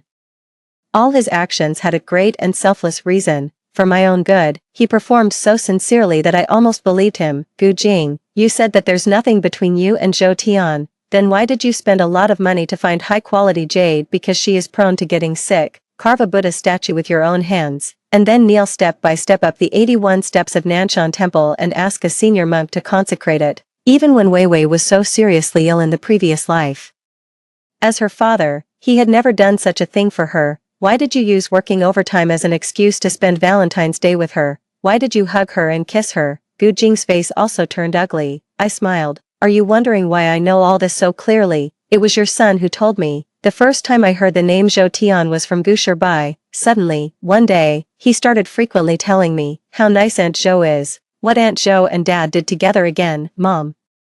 Why can't you be as nice as Aunt Zhou? At first, he might have said these things unintentionally, but later, he was clearly doing it on purpose. As I said, he was precocious. After noticing that I would feel sad every time I heard the name Zhou Tian, whenever I did something that displeased him, he would deliberately bring up Zhou Tian. I knew he liked Zhou Tian and those video games, but it's not certain that he really wanted her to be his mother. He just took pleasure in using the revelation of his father's intimacy with another woman as a way to punish me and confront me, especially after I had Wei Wei in my previous life. His behavior became even more excessive. During my pregnancy, he would casually say, Mom is fat and ugly, she's not as thin and pretty as Aunt Zhou. During my lactation period, he would nonchalantly say, Mom's belly is so flabby with so many stretch marks, her clothes are so messy, stained with milk. And she smells of milk, it's so disgusting, no wonder Dad sleeps in a separate room from you. When I was accompanying Wei Wei during her surgery and hospitalization, he would often tell me that Gu Jing gave Zhou Tian this today and accompanied her to do that tomorrow. He would excitedly tell me how amazing Zhou Tian was, that she designed a new game again, and that he had a new game to play, unlike me who was so useless. After returning from a business trip with Gu Jing, he would tell me where he, Gu Jing, and Zhou Tian went and what they played. He said that others thought they were a family of three. He would show me the photos taken of the three of them in a boastful manner and ask me if they were well taken. He thought he was hiding his true feelings well, but every time he said these things, I could clearly see the malice in his eyes. I first experienced the innocent malice of a child from my own son. He was like a devil, repeating the incantation that drove me crazy in my ear every day. I knew that at that time, many nosy relatives and friends would maliciously provoke him, saying that with the second child, I would only love Wei Wei and not love him anymore. I also asked myself whether I was really biased between him and Wei Wei, which led to his wayward behavior, but after much thought, I was sure that I wasn't, even though I was constantly shuttling between the hospital and home for Wei Wei. I would ask Gu Shirbai about his well-being every day, carefully inquire with the nanny whether he ate properly, and help him check his homework. Unless Wei Wei was having surgery, I would attend his parent-teacher meetings, even if I hadn't slept for 48 hours in the hospital and was extremely exhausted. In fact, before Wei Wei was born, he didn't like my company. He always thought I was nagging and annoying, that I had nothing better to do than to hover around him. He preferred to stay alone in his room playing games, but when I stopped focusing on him and spent the attention and time he didn't want on his sister, he got upset. He could reject and not cherish it, but I wasn't allowed to give it to anyone else. 13. I didn't know who he inherited this selfish trait from. It wasn't until after I was reborn and left Gu Jing without hesitation, yet he shamelessly came to reconcile, that I was sure he was like his father, the man who, when I was exhausted by Wei Wei's illness and my heart was broken by Gu Shirbai's constant intentional provocations, was busy having an affair and figuring out how to divorce me. Didn't I want to get a divorce too? I'm not a masochist, nor am I infatuated to the point of not being able to live without Gu Jing, but for Wei Wei's sake, I couldn't. The cost of Wei Wei's treatment couldn't be afforded by an ordinary income. However, if I divorced and left Wei Wei with Gu Jing, given his attitude of preferring to spend time with Zhou Tian rather than visiting Wei Wei in the hospital, I couldn't rest assured. Moreover, Wei Wei's heart condition might not be able to withstand the shock of a family accident, so I could only grit my teeth and hold on. I often wondered why Gu Jing could love Gu Shirbai but not Wei Wei. Wei Wei was so beautiful and well-behaved, facing the pain of illness and countless surgeries. She would endure until she couldn't bear it anymore before crying. Even when she was scared being alone with the nurse in the hospital, she would always urge me to get more rest. She missed her father and brother, confused as to why they never came to see her, but she never asked or complained. At such a young age, she was heartbreakingly sensible. It wasn't until after Wei Wei died that I saw the long-prepared divorce agreement in his study. Then I understood that her existence prevented him from proposing divorce to me. A man who proposed divorce to his wife while his daughter was on the verge of death. He knew how much public outcry he and Zhou Tian would face. He couldn't afford to lose that face, since he couldn't get rid of me, he took his anger out on Wei Wei. Gu Shirbai saw how indifferent Gu Jing was to Wei Wei and followed suit. Even though Wei Wei liked him as a brother, he didn't want to stay in the hospital a little longer to accompany his poor sister. Even when I forced him to come sometimes, he would just sit there with his head down, playing games, and ignore Wei Wei when she talked to him. Even worse, when I wasn't around, he would deliberately provoke Wei Wei, just like he did to me. 14. The day Wei Wei passed away was her 5th birthday. I specifically called Gu Jing and begged him to come home in the evening so that our family of 4 could celebrate Wei Wei's birthday properly. The birthday gift I prepared for Wei Wei was a painting. It was the same one that I painted again after being reborn and hung in the children's room, but was later destroyed by Gu Shirbai. I was holding her and sitting on the bay window. Outside the window was the blue sea and rows of windmills. The golden sunlight fell on her face, covering up her sickly pallor. Wei Wei loved it and kept it by her side, looking at it from time to time, but until it was time to light the candles on the cake. Gu Jing still hadn't come back. I saw the disappointment in Wei Wei's eyes. I went to the kitchen to call Gu Jing, but no one answered no matter how many times I called. When I returned to the living room, still thinking about how to explain to Wei Wei why her father was absent from her birthday, I heard the 11-year-old Gu Shirbai looking at the painting with contempt and disdain, saying viciously, "It's so ugly. Her face is as white as a ghost. In our school, a girl as ugly as you would only be hated. No wonder Dad doesn't want to celebrate your birthday with you." Wei Wei's face turned deathly pale. I could hardly believe my ears. Had Gu Shirbai been speaking to Wei Wei so meanly when I wasn't around? In all these years, I had never laid a hand on Gu Shirbai, but this time, I couldn't control myself and slapped him, holding his cheek. He looked at me in shock and shouted at me angrily, "Dad went on a date with Aunt Zhou. He won't come back to celebrate this sickly girl's birthday. It's no use how many times you call. From now on, I won't celebrate her birthday either. Dad will divorce you, marry Aunt Zhou, and I'll be with them as a family of 3. I don't want this sickly girl, and I don't want you either." Wei Wei collapsed on the spot, clutching her chest. When I carried her limp body into the ambulance that day, I desperately prayed that God would be merciful one more time, but after the doctor's rescue, I was still told that Wei Wei's physical condition couldn't withstand another surgery, and they advised me to give up. Looking at the suffering Wei Wei in the hospital bed, my mind went blank, and I felt extremely lost. I kept calling Gu Jing, but he never answered. Later, I found out that he was in Zhou Tian's bed. In the end, I signed the consent form to give up treatment alone and watched as the doctor removed Wei Wei's oxygen tube and turned off all the medical equipment.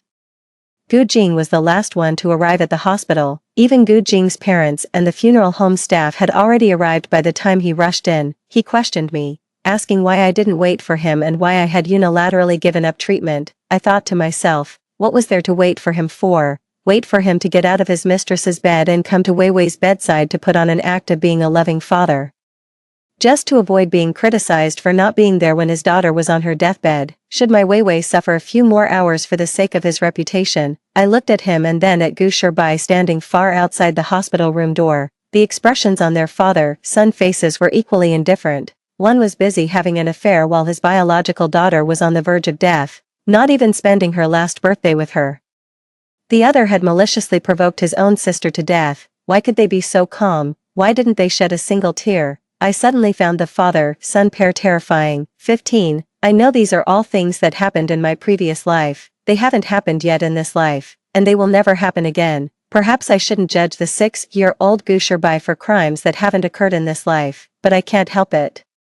I gently pulled my hand away from Gu Shirbai's and smiled at Dr. Lin. "Dr. Lin, you're wrong. The little girl in the painting isn't a dangerous presence for me. Gu Jing and Gu Shirbai are. If one day I go crazy or die, it will definitely be these two who push me towards madness and death." 16. When Gu Jing and Gu Shirbai came for the 3rd time, their attitudes became tough again. At that time, I was about to leave for Iceland. Just as I was pulling my suitcase to enter the elevator, I was stopped by Gu Jing, who came out of another elevator. He threatened me, "Xia, if you still refuse to accept treatment from a psychologist, I'll have no choice but to force you into a psychiatric hospital." I looked at him mockingly. "In what capacity do you plan to force me to be admitted? We're divorced, and you're not my guardian. We have no relationship left." "Ex-husband," Gu Shirbai interrupted. "Well, can't I do it then? I'm your son." I looked down at him. "Too bad you're still a minor." They were helpless against me. I turned to leave, but Gu Jing reached out to stop me again and accidentally tore the necklace around my neck. The necklace fell to the ground, and the cover of the pendant came off. revealing a small photo of Weiwei that I had printed and put inside. Gu Jing stared at the small portrait in a daze, and finally lost his temper. Since you decided to have an abortion on your own, you shouldn't regret it. I clenched the broken necklace tightly with my trembling hands, refusing to show any weakness, and slapped him in return. He understood nothing, he knew nothing. After being reborn, I also hesitated and struggled, but at the end of my previous life, Weiwei lay in the hospital bed, crying and saying to me, "Mom, I feel so rotten, it hurts so much. If there's a next life, can I not be born into this world?" I really couldn't help it. I put the broken necklace in my pocket.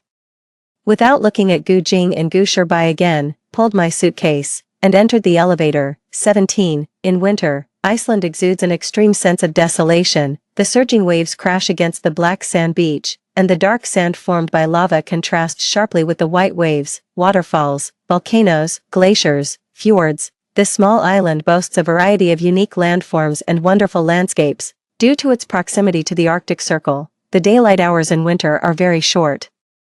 The sun hovers near the horizon, and the morning glow seamlessly connects to the evening glow. The pink-purple belt of Venus in the sky can last for a long time. When I came, I brought a lot of expensive photography equipment. After landing at Keflavik Airport, I rented a car and planned to drive around the island to chase the aurora borealis. Unfortunately, either the aurora KP index was below 1 on clear days, or the weather was too bad with thick clouds, and I failed to capture any photos of the aurora. On the last day of my trip, the weather forecast predicted a blizzard the next evening, and the roads might be closed for several days. I had to give up the remaining itinerary. I was unwilling to leave without capturing the aurora. Although the aurora KP index was still only 1 that day, since the weather seemed clear, I decided to drive out at night and take a chance. I found an open wasteland in the wild and waited in the car until 3 a.m.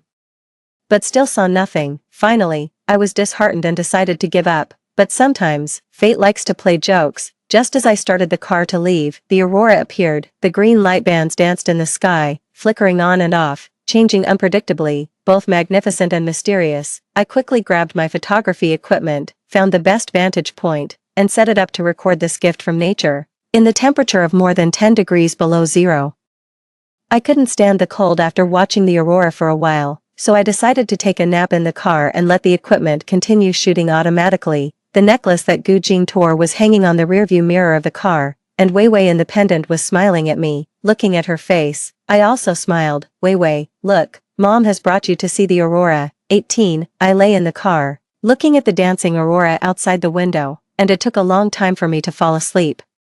As a result, I woke up a bit late, and it was already dawn. A strong wind had started blowing outside the car. The place where I set up my photography equipment was a bit far from the roadside where I parked. The swirling snow reduced visibility, and I couldn't even see the equipment clearly from inside the car. I calculated the time it would take to drive back to Akureyri, considering the blizzard that was supposed to come in the evening.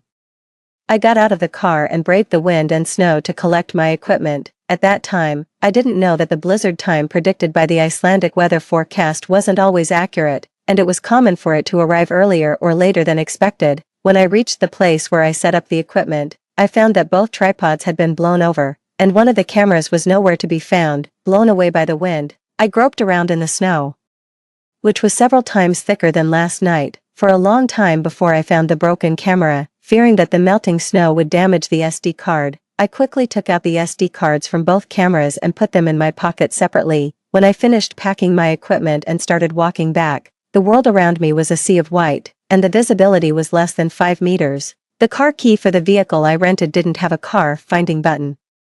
I could only carry the heavy cameras and tripods and try to make my way back to the car based on my sense of direction. I walked for a long time, much farther than the actual distance from where I set up the equipment to the car, before I realized that I had lost my way in the early arriving blizzard. I tried to figure out my direction, but I was exhausted. In the end, I had to abandon the heavy cameras and tripods. Yet I still couldn't find the car. I took out my phone to call for rescue, only to find that there was no signal. I was left to search blindly in the howling blizzard alone. The raging storm grew more and more intense. The biting wind, carrying snowflakes, made it impossible for me to open my eyes. I walked slower and slower, feeling my body gradually losing heat. My limbs grew so cold and numb that I could only move forward on instinct. Finally, I collapsed in the snow. I thought I was going to die in the blizzard of a foreign land, but I wasn't afraid. Instead, I felt a sense of relief. I said in my heart, sorry, Weiwei, Mom didn't want to break her promise to you, but I really can't hold on anymore. In fact, Dr. Lin was right. I was indeed ill, and I had been tempting death. 19. After Weiwei died in my previous life, I suffered from severe depression, or perhaps I had already been ill since I discovered Gu Jing's infidelity, since Gu Shibai constantly provoked me,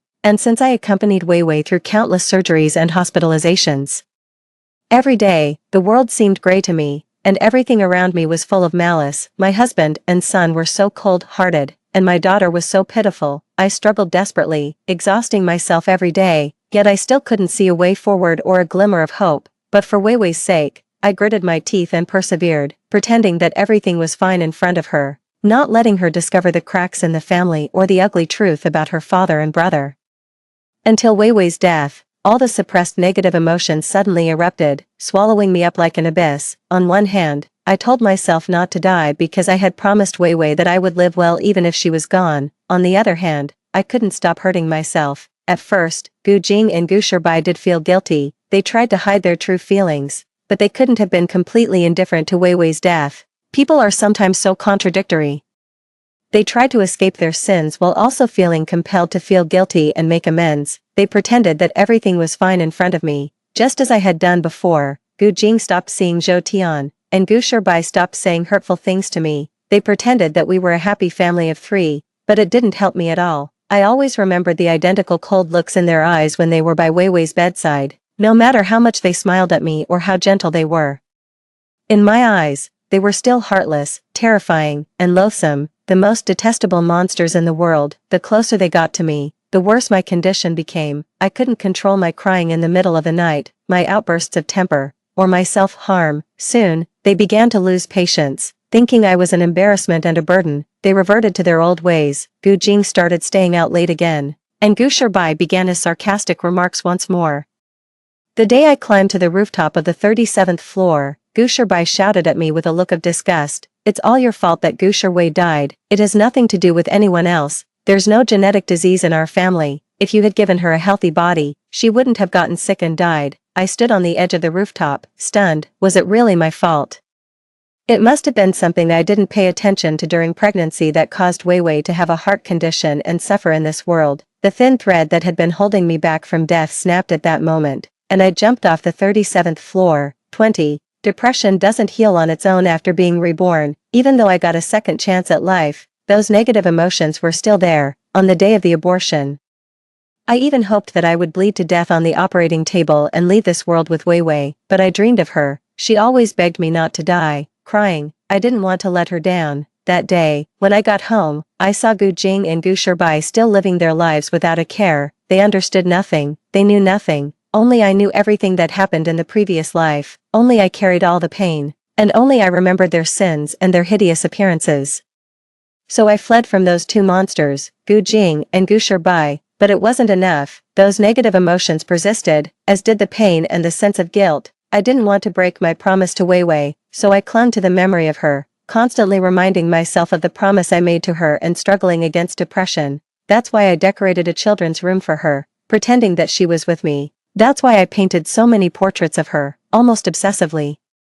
That's why I traveled the world, seeing the sights for her. I tried my best to pretend that everything had changed and was getting better. I tried to pretend that I was getting rid of those negative emotions, but I still couldn't stop tempting death time and time again. Every time I engaged in those high-risk activities, I lied to myself that it was what Weiwei wanted, but in fact, it was what I wanted. Now, the death I had long anticipated had finally come.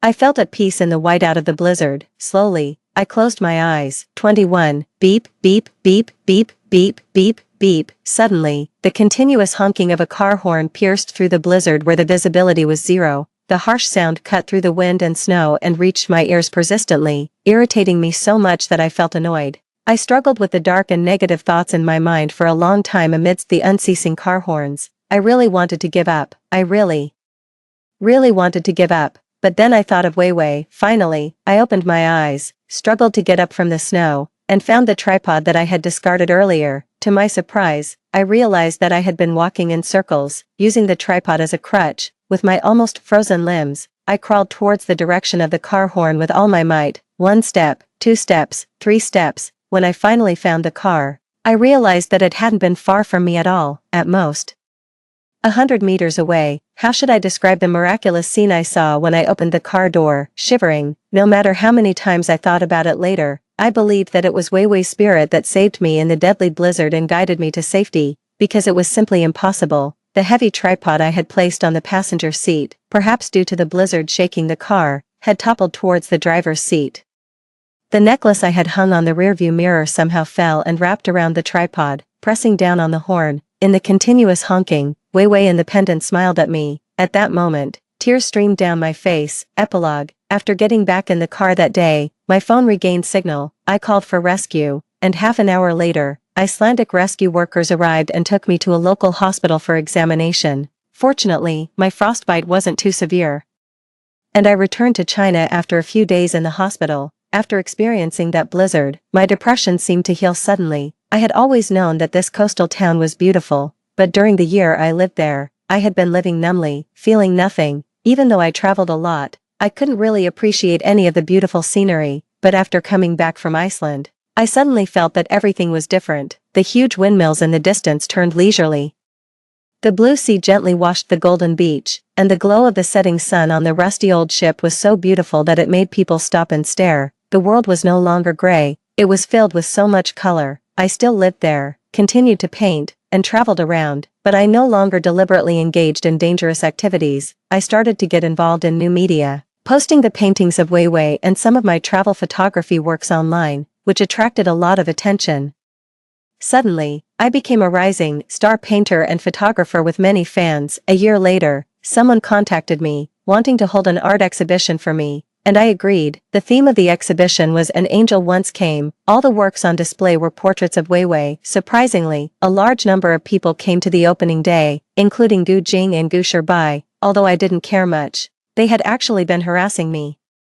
After realizing that they couldn't force me to accept psychological treatment, Gu Jing changed his approach. In both the previous life and this life, during our marriage, he had never given me flowers or any surprises. Now, he was actually trying to use this method to tempt me into remarrying him. I scoffed at his efforts. As for Gu Shibai, every time he saw me buying things for Wei Wei, he was extremely jealous. When I loved him before, he seemed to prefer video games, but now, no matter how many games Zhou Tian gave him, he would just tell her to leave. Gu Jing had also fired her. Now, it seemed that he wanted my motherly love more than video games. He cried and said to me, "Mom, I'm your real son, why don't you even look at me? But you're so good to the daughter you imagined." They suddenly stopped bothering me a week ago. I thought they had finally gotten tired and given up, but now, they showed up at my art exhibition. Seeing the wary look on my face, Gu Jing gave a bitter smile. "You don't have to be like this, we're not here to cause trouble." He stared at the nearest painting, Wei Wei smiling like an angel in the blizzard. Gu Jing's eyes suddenly welled up with tears. "Xinxia,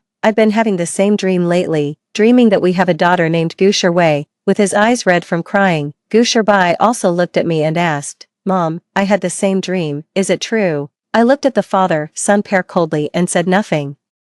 That day, Gu Jing and Gu Shibai, with red-rimmed eyes, carefully looked at every painting in the exhibition. The last painting covered an entire wall. Under the magnificent aurora in Iceland, Wei Wei grew white wings and flew towards the sky. She was my angel, and she had once been here. Gu Jing and Gu Shibai stood in front of the painting for a long time. After that, they never appeared in my life again. Extra chapter. When Gu Shibai was 11 years old, Xinxia remarried and soon had a daughter named Xiangyang. On the day Xiangyang was born, Gu Shibai climbed to the rooftop of the 37th floor, insisting on seeing Xinxia. Gu Jing looked at him impatiently and said, "Gu Shibai, stop making a scene." At that moment, both father and son froze. They both thought of that dream and the previous life. When Xinxia stood precariously in the wind on the 37th floor, they had also said to her, "Stop making a scene." The blood that splattered when Xinxia fell and the pallor of Gu Shiwei's death had been Gu Jing's lingering nightmares for years. Xinxia's assessment of him was right. He was a jerk. He had always thought that Xinxia was too dull, too quiet, and too unremarkable. She repeated the same things at home every day, wore similar clothes, and lived like a backdrop. It wasn't until after the divorce, when Xinxia left without looking back, that he realized his true feelings for her. She was like the silent rain that moistened everything, gradually seeping into every part of his life. once she was gone, it was as if a huge void had suddenly opened up in his heart, impossible to fill. He would instinctively call her name when he couldn't find something. He would turn around, having the illusion that she was waiting for him behind him. One late night, when he reached out and found nothing beside him in his drowsy state, his longing for her suddenly overwhelmed him like a rampant virus, taking over all his rationality. He had to get her back. At that time, he understood nothing, he knew nothing. He thought he had hidden his affair with Zhou Tian well and that he could pretend nothing had happened. Since Xinxia loved him so much, she would surely come back to him without hesitation as long as he showed a little kindness. He didn't know that Gu Shirbai had told Xinxia everything behind his back.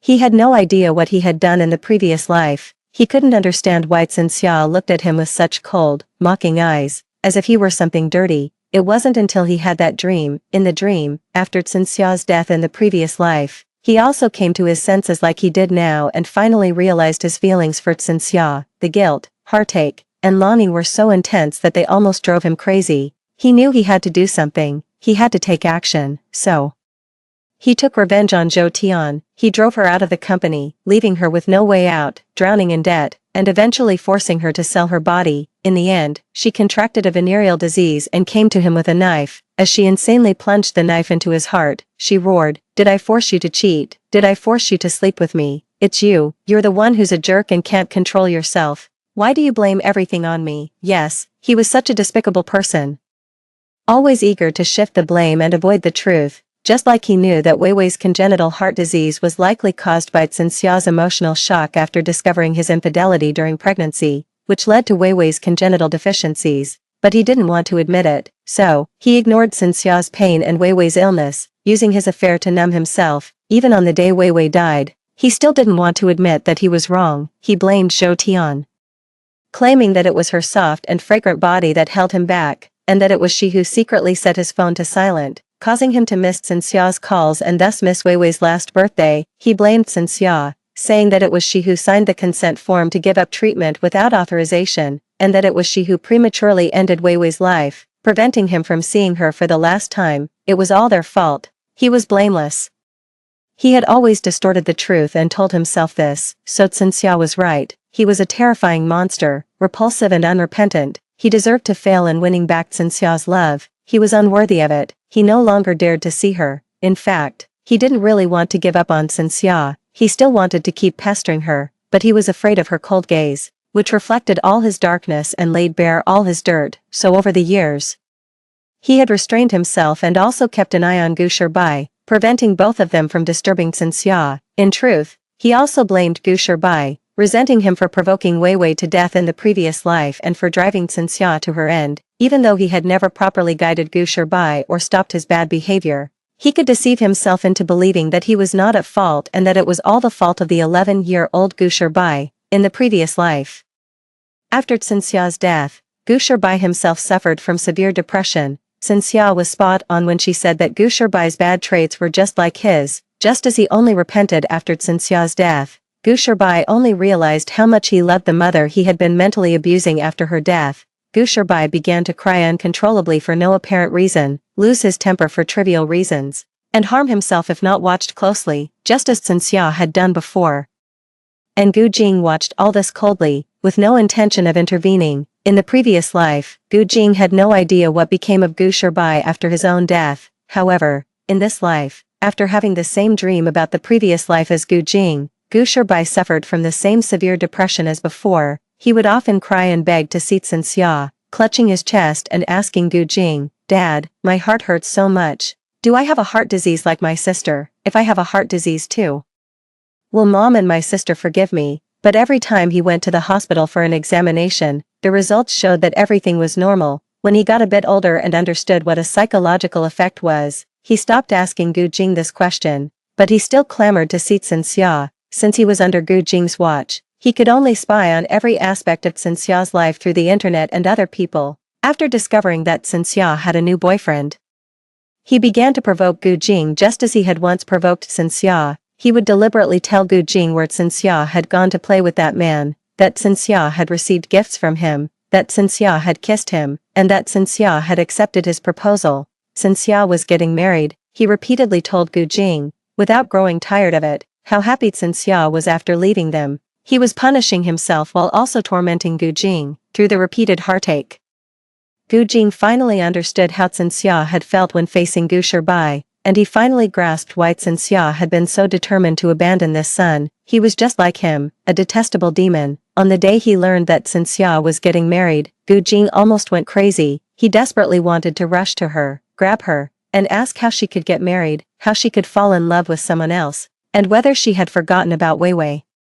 But he held himself back and even sent a decent congratulatory gift, despite not being invited. When he learned that she was pregnant and had a daughter, although Gu Jing was heartbroken, he was no longer as agitated. On the contrary, Gu Shibai threw a huge tantrum. But on that day on the rooftop of the 37th floor, after both father and son were stunned by the words "stop making a scene" that blurted out, Gu Shibai came down from the rooftop on his own and never mentioned wanting to see Xinxia again. They looked through Xinxia's Weibo together. A fan asked her why, after painting so many portraits of Wei Wei, she named her daughter Xiangyang instead of Wei Wei. She replied, Wei Wei is Wei Wei, and Xiangyang is Xiangyang. Others might not understand, but Gu Jing and Gu Shibai did. Xiangyang was not a substitute for Wei Wei, nor was she there to fill the void left by Wei Wei.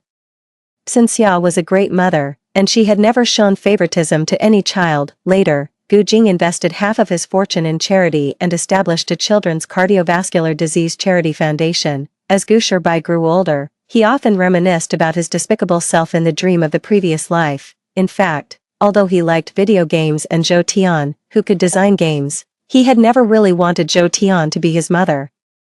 At first, he just wanted to use this way to rebel against Xinxia's control over him. Later, he simply hated that most of Xinxia's attention was taken up by Gu Shiwei. He was afraid that Xinxia would really stop loving him once she had a daughter. Just as others had said, the 11-year-old him in the previous life probably knew that his actions of deliberately provoking Xinxia and Wei Wei were wrong, and he didn't really want them to die, but once malicious words became a habit, they just slipped out, so he became very silent. Half a year after settling in the coastal town, I received a call from Gu Jing, asking me why. Both he and Gu Shibai were trying to atone for their sins in their own ways. Many years later, Gu Shibai finally became a qualified pediatric cardiothoracic surgeon. He almost lived in the hospital every day, either examining patients or performing surgeries. He exhausted himself desperately. As if only by curing more children could he wash away the guilt in his heart. Later, he met a 5-year-old girl. She was beautiful and well-behaved, and she had the same congenital heart disease as Wei Wei. Gu Shibai was her chief surgeon. The day of the surgery was the girl's birthday. The operation lasted 20 hours and was a complete success. Gu Shibai walked out of the operating room with a smile, utterly exhausted, and then collapsed. He suffered cardiac arrest and passed away with a smile on his face. Story 2. After my death, 80-year-old Shen Heji married his 78-year-old first love. That day, the finance professor who had been aloof and cold all his life showed a rare, indulgent smile. I am grateful to the years. I have finally married the girl I liked when I was young. Lovers who had been separated for over half a century finally reunited, their joy moving heaven and earth. Yet I, who had accompanied him throughout his life, was his original partner whose name left no trace. When I opened my eyes again, I found myself sitting on the cold floor, dressed in a provocative outfit, with his back turned to me. Shen Heji's voice was as indifferent as a cloud. Jiang Ning, if this is really so important to you, we should just get a divorce. The child can stay with me. It won't affect your dating. 01. I stared blankly at his back. This familiar scene had also occurred in my past life. Back then, I was flushed with shame and indignation. I had stripped down and thrown myself at him, but Shen Heji was utterly unmoved by my feelings, angered and resentful at his cold-heartedness. He even thought of taking away my son, whom I had raised through hardships. Let's divorce then, but Ru Jing stays with me. I'll just never date again, I cried out. I didn't want to end up being looked down upon by Shen Heji over such matters. Shen Heji turned around and gently wiped the tears and snot all over my face. Jiang Ning, stop it. How can I be assured and let you and our daughter go like this? He was always like this, heartless yet tender. I hated his cold aloofness, but I couldn't let go of his gentle and refined side. My wailing grew even louder. He shook his head helplessly and sighed deeply. Ning Ning, why don't you believe that none of this will affect my feelings for you? I naturally didn't believe him. But facing Shen Heji's clear and sincere eyes, I couldn't help but wonder if I was indeed asking for too much. People are varied. Shen Heji, like a flower on a high ridge, probably just wasn't into this kind of thing. enough is enough, with Ru Jing. I really didn't want to look any further, it was better to just be with Shen Heji. At least his face was pleasing to look at. Thinking this way, my desire for a divorce gradually faded, so I fiercely grabbed his collar, eyes nearly bursting. I warned him word by word, Shen Heji, from now on, you better pray I don't find out you have a mistress. He was stunned, then couldn't help but laugh. You, really, say it, I said sternly. Alright, if I betray you, may I be ruined and leave without a penny, alright. Only then did I break into laughter. Leaving without a penny didn't matter. Everyone knew that Shen Heji, as a financial genius and the youngest professor, was a gentleman of integrity who valued his reputation above all. The storm passed. He pointed at the stewardess outfit I was wearing and gently shook his head, clearly disapproving. I scrambled onto the bed, diving under the covers, my face burning up. Actually, I never really intended to do anything. I was just curious and couldn't resist trying. Shen Heji's deep eyes twinkled with a hint of a smile. I understand. What do you understand? I muttered, clutching the corner of the blanket. He suddenly leaned in close and whispered, I understand that our Ning Ning is very innocent, right? I let out a gasp, entirely wrapped in my blanket. I kept yelling for him to leave. The door closed gently, with a click, along with my restless, eager heart. It was completely locked away, yet I still harbored fantasies that one day, Shen Heji, as wonderful as he was, would fall in love with me. But it wasn't until I was old and lying on my sickbed, when he visited me with Lu Yanjing. His hair now silver, confident and elegant, did I realize I was wrong, terribly wrong. On my deathbed, I looked at Shen Heji. Old Shen, I can no longer deceive myself into thinking that my life was just a failed conquest. I am truly a pitiful person. He held my hand, tears falling, acknowledging silently, you've made my life so difficult. Tears of humiliation clouded my vision. If there is a next life, I definitely do not want to live like this. Fortunately, heaven took pity and gave me another chance. Fine, let's divorce. You can keep Ru Jing, I said coolly as I got up. Shen Heji's proud back stiffened, and he slowly turned around, frowning. Ning Ning, stop this nonsense. Ru Jing has a professor for a father. His future won't be bleak. His eyebrows furrowed slightly as he assessed me. Then he came over and gently embraced me. Ning Ning, Ru Jing is your son. I know how much you've invested in him. I won't fight with you for him. Professor Shen is mistaken. I'm still a maiden. I don't have a son. I hope after the divorce, you can clarify this. I pushed him away, responding with a cold laugh. In my past life, for the sake of Shen Heji's reputation, I remained a widow all my life. I also acknowledged the adopted Shen Rujing as our biological son, all for the sake of one day turning this illusion of a happy family into reality, even in the long, tedious marriage, when I couldn't warm Shen Heji's heart. I gradually shifted my efforts to raising Shen Rujing, finding a new purpose, but I never expected Shen Heji and his son to be so ruthless. They deceived me thoroughly, leaving me with nothing, even wanting to consume all I had. I remembered it even in death. In my previous life, after I learned of Lu Yanjing's existence, I called Shen Rujing into the ICU alone, emphasizing over and over. He had to ensure my divorce from Shen Heji was finalized before I closed my eyes. I wanted to clear my ties with him before I left. I didn't want to still be known as his wife after my death. I found it repulsive. I thought that this son, whom I raised and nurtured into a talented man, would understand me and fulfill my final wish. I gripped his hand firmly, filled with hope. Also, Rujing, you must personally cremate me and bury me in the Jiang family ancestral grave. Mom, you're so ill. Don't think too much. Shen Rujing listened silently, his expression troubled. Whether it's the divorce or not letting Dad handle your funeral, it will only make outsiders laugh at our family. My eyes widened. He looked at me helplessly, as if seeing a child throwing a tantrum. Both Dad and Aunt Lu are old. They want to spend their last moments with the ones they love. Let them settle this one regret. After all, because of you, they wasted their entire lives. Is this still my son? I can't believe it. So I widened my eyes and looked carefully, now middle-aged. He wore gold-rimmed glasses just like Shinhee in his youth, and the more I looked, the more their eyes and brows resembled each other. In his cool and gentle demeanor, there was a hint of aloofness. Perhaps it was a moment of lucidity, but suddenly, a ludicrous and bold thought popped into my head. Ru Jing, you. I gasped heavily. Ha ha ha, why on earth this nonsense? Nonsense indeed. So his son with his lover has grown up this much. The machines connected to my body started to emit a sharp alarm. Shen Rujing panicked and stood up to call for a doctor, but the ones who came in were Lu Yanjing and Shenhe. Mom, what are you doing here? He turned and instinctively exclaimed. It came out so naturally and familiarly. Lu Yanjing, ignoring the resistance from father and son, walked straight towards me. She sat by my bed, took my withered hand, and spoke calmly. Jiangning, I know you have many questions. You've raised Ru Jing so well, I definitely had to thank you personally. Yan Jing, Ru Jing. My gaze wandered over the three faces. So that's how it is. So that's how it is. Lu Yanjing smoothed her white temples, authoritative. You've spent your life doing good deeds. There's no need to make everyone look bad now, is there? Shen Ru Jing mumbled and lowered his head, chiming in. Mom, think about your son too. My promotion evaluation is next month. Shen He, feeling guilty, looked away.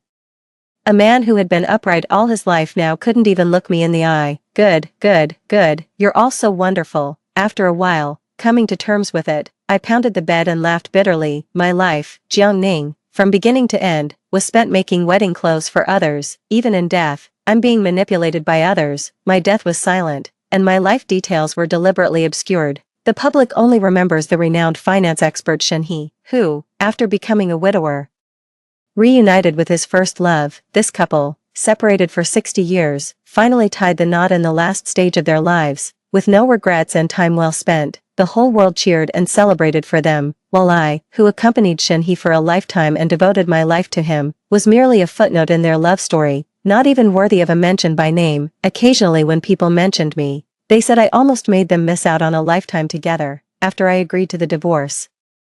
Shen He said the same thing he did in his past life. Ning Ning, why don't you believe that whether or not this is true, it won't affect my feelings for you? I believed my grandmother's ghost. My indifference gave Shen He quite a headache. Ning Ning, divorce is not a joke. Let's not make decisions in anger. He turned and left, giving me the cold shoulder, confident that eventually I would come around. At 4:30 in the morning, my alarm rang. I sneered, turned it off and deleted the whole chain.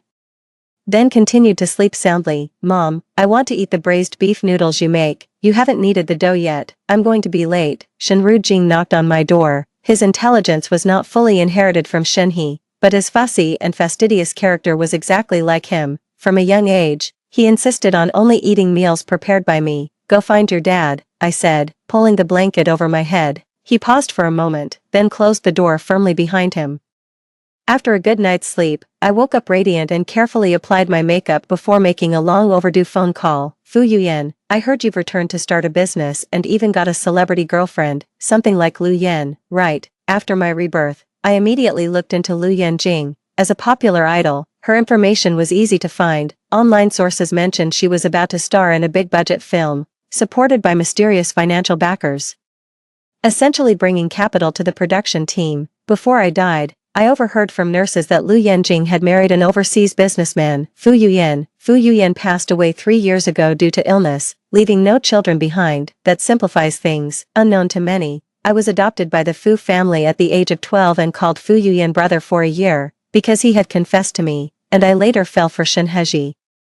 I wanted to avoid endless complications and decided to completely cut ties with the Fu family. Who would have thought? By missing this connection, we ended up as the early departed original partners of Shen Heji and Lu Yanjing. When I met Fu Yuyan, I got straight to the point. I want a divorce. It could create a scandal that might ruin your girlfriend's public image, so maybe reconsider if you really want to support her. Afterwards, I left all household chores behind and focused on painting in my best friend's gallery. I had lived a life of frustration and died with regrets. Now, I channeled all that energy into my paintings. When Shen Heji found me, I was holding a palette of oil paints, my hands full of brushes, my body smeared with various colors of paint, looking like a dirty mason. This caused Shen Heji, who was a stickler for cleanliness, to frown. Seeing that I had no intention of coming out, he stepped inside. Ning Ning, do you know Fu Yuyan? His withdrawal from the movie Promotion City, was that because of you? Fu Yuyan, true to being a businessman, acted swiftly and decisively. I continued with my painting. Oh, does Professor Shen also keep up with the entertainment industry? Shen Heji was silent for a while before carefully replying. The lead actress's agent approached me. This movie is very important to them. I didn't believe him. What is Lu Yanjing to you?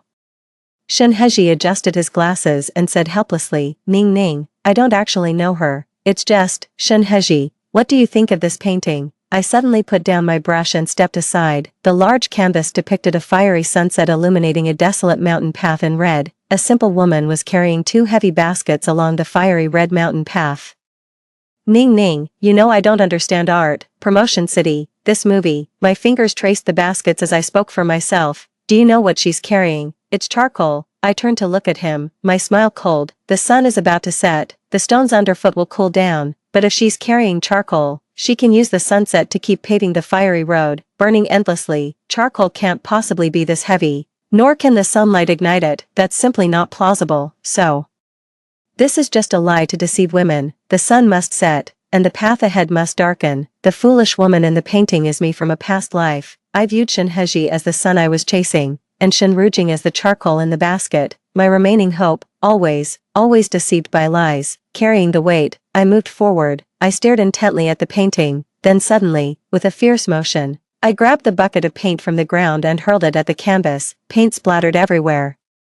The painting I had meticulously worked on for 3 days turned into a thick curtain of black. It was a mourning for the foolish and stubborn me of the past life. All lies are untenable, just like you could never truly love me, I suddenly shouted, gasping for breath and glaring at him. I request that Professor Shin agrees to a divorce. Don't settle. I, Jiang Ning, am never without options. Shinheji was visibly shaken, his expression a mix of surprise and a hint of fear. Other options?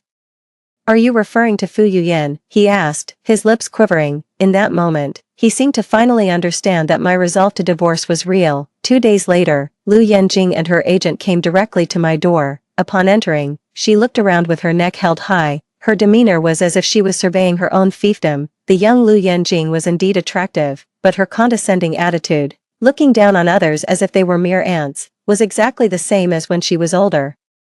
It showed how comfortable and smooth her life had been. Shinheji courteously invited them to sit, taking the initiative to introduce us to each other. The once proud and talented professor, unblemished by the world, was now willing to play the obsequious mediator for the sake of his beloved. Mrs. Shen, what is your relationship with Yuyan? Lu Yanjing sat down with reserve, putting on airs. Oh, asking for favors yet not forgetting to maintain her stature. He once admired me. To him. I might be his first love, his unattainable love. I carefully observed her, responding deliberately and slowly. Her expression changed slightly. Shinheji, who was serving tea, suddenly paused and looked at me. Ning Ning, why haven't you mentioned this before? A good ex should be like they are dead, right? Over the years, I've done quite well, haven't I? Shinheji. The room fell silent, only the agent let out a slight hiss. Why then are you contacting him again and making things difficult for me? Lu Yanjing was displeased, tossing her bag onto the coffee table, the metal zipper clanking heavily against the glass surface, sharp and grating. Ah, truly assuming the role of the lady of the house. I glanced meaningfully at Shinheji. I intentionally said, I heard he might be in a relationship. I wanted to see if he still can't stop thinking about me. If that's the case, oh, that would be problematic. Absolutely ridiculous, Jiang Ning, you are already married, you even have an 8-year-old son. Lu Yanjing stood up, her white jade-like fingers pointing at me, visibly upset. I stood up and brushed her hand away unceremoniously, coldly saying, so what if I'm married? Can't I still think about my first love? You, not only think, I can also make him stay loyal to me in frustration. Are you biting me? Lu Yanjing finally realized something was wrong. A hint of panic flashed in his eyes as he instinctively turned to look at Shinheji. The two exchanged a doubtful glance before quickly looking away. The manager was completely confused. Mrs. Shen, how can you say such things? Your husband and son are right here. It turned out that during our tense confrontation, Shinrujing had come down from upstairs at some point, having overheard our conversation for who knows how long. He was in disbelief. Mom, have you fallen for another man? Is that why you've been ignoring me lately? Do you really not want me anymore? Lu Yanjing, frustrated, glared fiercely at Shinheji. Shinheji quickly stood up, trying to soothe his teenage son. Jinger, your mom is just upset with me. Please, go upstairs, we'll handle this. But Shinrujing wouldn't listen, his gaze fixed on me, as if waiting for me to admit it myself. I pretended not to see, and casually sat back down. Oh, Jinger, how ironic. Choosing his name was just so I could openly call him Jinger. Ningning, adults' issues shouldn't involve children, it's detrimental to Jinger's development. After coaxing his son downstairs, Shinheji frowned and scolded me unhappily. How amusing, he could say that adult issues shouldn't involve children. So, should children's issues involve adults? Should a young woman in her prime, like me, pay for their passionate mistakes? Serving as a mere titular nanny, Lu Yanjing stood up in anger, grabbed her bag, and stormed out. bumping hard into Shinheji's shoulder. Ha, your wife really lacks manners, just a shallow, low-level woman. I don't believe Fu Yuyan would withdraw his investment because of her. Let's just wait and see, I said confidently behind her back. Miss Liu, I believe you. After all, who hasn't been someone's first love, if not Fu Yuyan? There's always another sucker. As soon as I finished speaking, Lu Yanjing almost tripped at the threshold. Practically fleeing in panic, I watched her leave, arm in arm, in silence. Unfortunately, her other sucker, Shen Heji, is currently just a professor trying to build his career in academia. His reputation for being young and good-looking surpasses his academic achievements. He's not reliable yet, otherwise, they wouldn't have had to painfully split up due to reality. Jiang Ning. Fu Yuyan investing in Prompt City is a business move, beneficial for him. Why must you do this? Shen Heji sighed. His words full of sympathy for Lu Yanjing. I smiled faintly. Professor Shen, instead of criticizing me here, why don't you go to the financial world and persuade those business tycoons to lend Miss Lu a hand? His eyes behind the glasses suddenly narrowed, and he instinctively opened his mouth to ask me something, but ultimately, he lowered his eyes, sighed, and quietly walked away. I watched his retreating figure with a mocking look. Actually, my staging of today's drama was partly to vent my own frustrations and also to test the waters. If Shen Heji felt guilty and offered to divorce, if he gives me enough compensation, then I might consider him somewhat conscientious. But, it's truly disappointing, he still avoids the issue, pretends to be unaware, and is determined to exploit me, shearing me like a sheep. My best friend tapped on my forehead and said, why make it so complicated? Just directly tell him you know Shen Rujing is their son. Shen Heji values his reputation. How could he cling to a sham marriage? She doesn't agree with my cautious approach, but she doesn't really understand Shen Heji. In my past life, he and Lu Yanjing schemed with all their might, concealing Shen Rujing's origins for decades without a whisper getting out. How could he tarnish his reputation as a professor just because of my words? Even if he doesn't care about himself, he would consider it for Lu Yanjing. Lu Yanjing, 27 this year, needs to transition from a pop idol to serious roles. This blockbuster film is crucial for her. It will determine whether she becomes an overnight sensation, establishing her career, or fades away as she ages and gets eliminated. Then there's the gossip with Fu Yunian. All these factors decide that she can't afford any scandals right now. Shen Heji loves her so much, how could he not consider these things? After getting a strand of Lu Yanjing's hair from Fu Yunian, I had all the biological samples I needed from their family. I rushed to get a paternity test done. On the way back, I received a call from Shen Heji asking me to come home early tonight. He decided to talk about the divorce, but what I didn't expect was that it was a trap. After 3 glasses of wine, I started feeling hot and an unfamiliar desire began to stir within me. Shen Heji came over to support me, wearing the silk white shirt I picked out for him, the top 3 buttons undone, revealing a glimpse of his chest as he leaned over. My throat was dry, and I couldn't take my eyes off him, until he helped me to the bed and began tremblingly to remove my coat. That's when I suddenly snapped back to reality. Shen Heji, did you drug me? Shen Heji stiffened. Get out, I yelled, pointing at the door, tears streaming down my face from the discomfort. He was flustered and whispered soothingly, Ning Ning, it's not what you think, you just had a bit too much to drink. I've thought this through, let's try to make it work. I'll support whatever you want to do. I slapped him hard. Shen Heji, do you think I'm that stupid in your eyes? Can't I tell the difference between drugs and alcohol? If I hadn't been reborn, I wouldn't have known. I would have thought I was finally seeing the light at the end of the tunnel. He was ready to sacrifice, and I was too moved to suspect anything wrong with the wine. Who are you trying to impress with this heroic, sacrificial act? I pointed at his nose and yelled, I've seen you bloated, balding with a beer belly, greasy enough to make someone sick. I also know how ugly you look with a face full of orange peel skin, smelling like an old man, covered in age spots, with sagging skin hanging over your belly. You think by slipping me some cheap drug, you can make me comply? That's really funny. Overwhelmed by the heat in my body, my words came out harsh and my thoughts scrambled. After the outburst, I pushed him away, shocked and embarrassed, and ran out of the house. It started raining halfway, and I ran desperately, the cold wind hitting my face. Running and running, I suddenly stopped, propped myself up on my knees, and laughed breathlessly. Jiang Ning, you're right in your scolding, aren't you? Isn't it true? Without the filter of love, decades later, isn't Shen Heji exactly as bad and ugly as I described him? To hell with his gentlemanly demeanor, his noble character, and his brilliant talents. After standing in the rain for half an hour, I realized I really had a fever. so I called Fu Yunyan. When I woke up again, I was in the hospital with an 4 in my arm. Jiangning, what are you and your husband up to?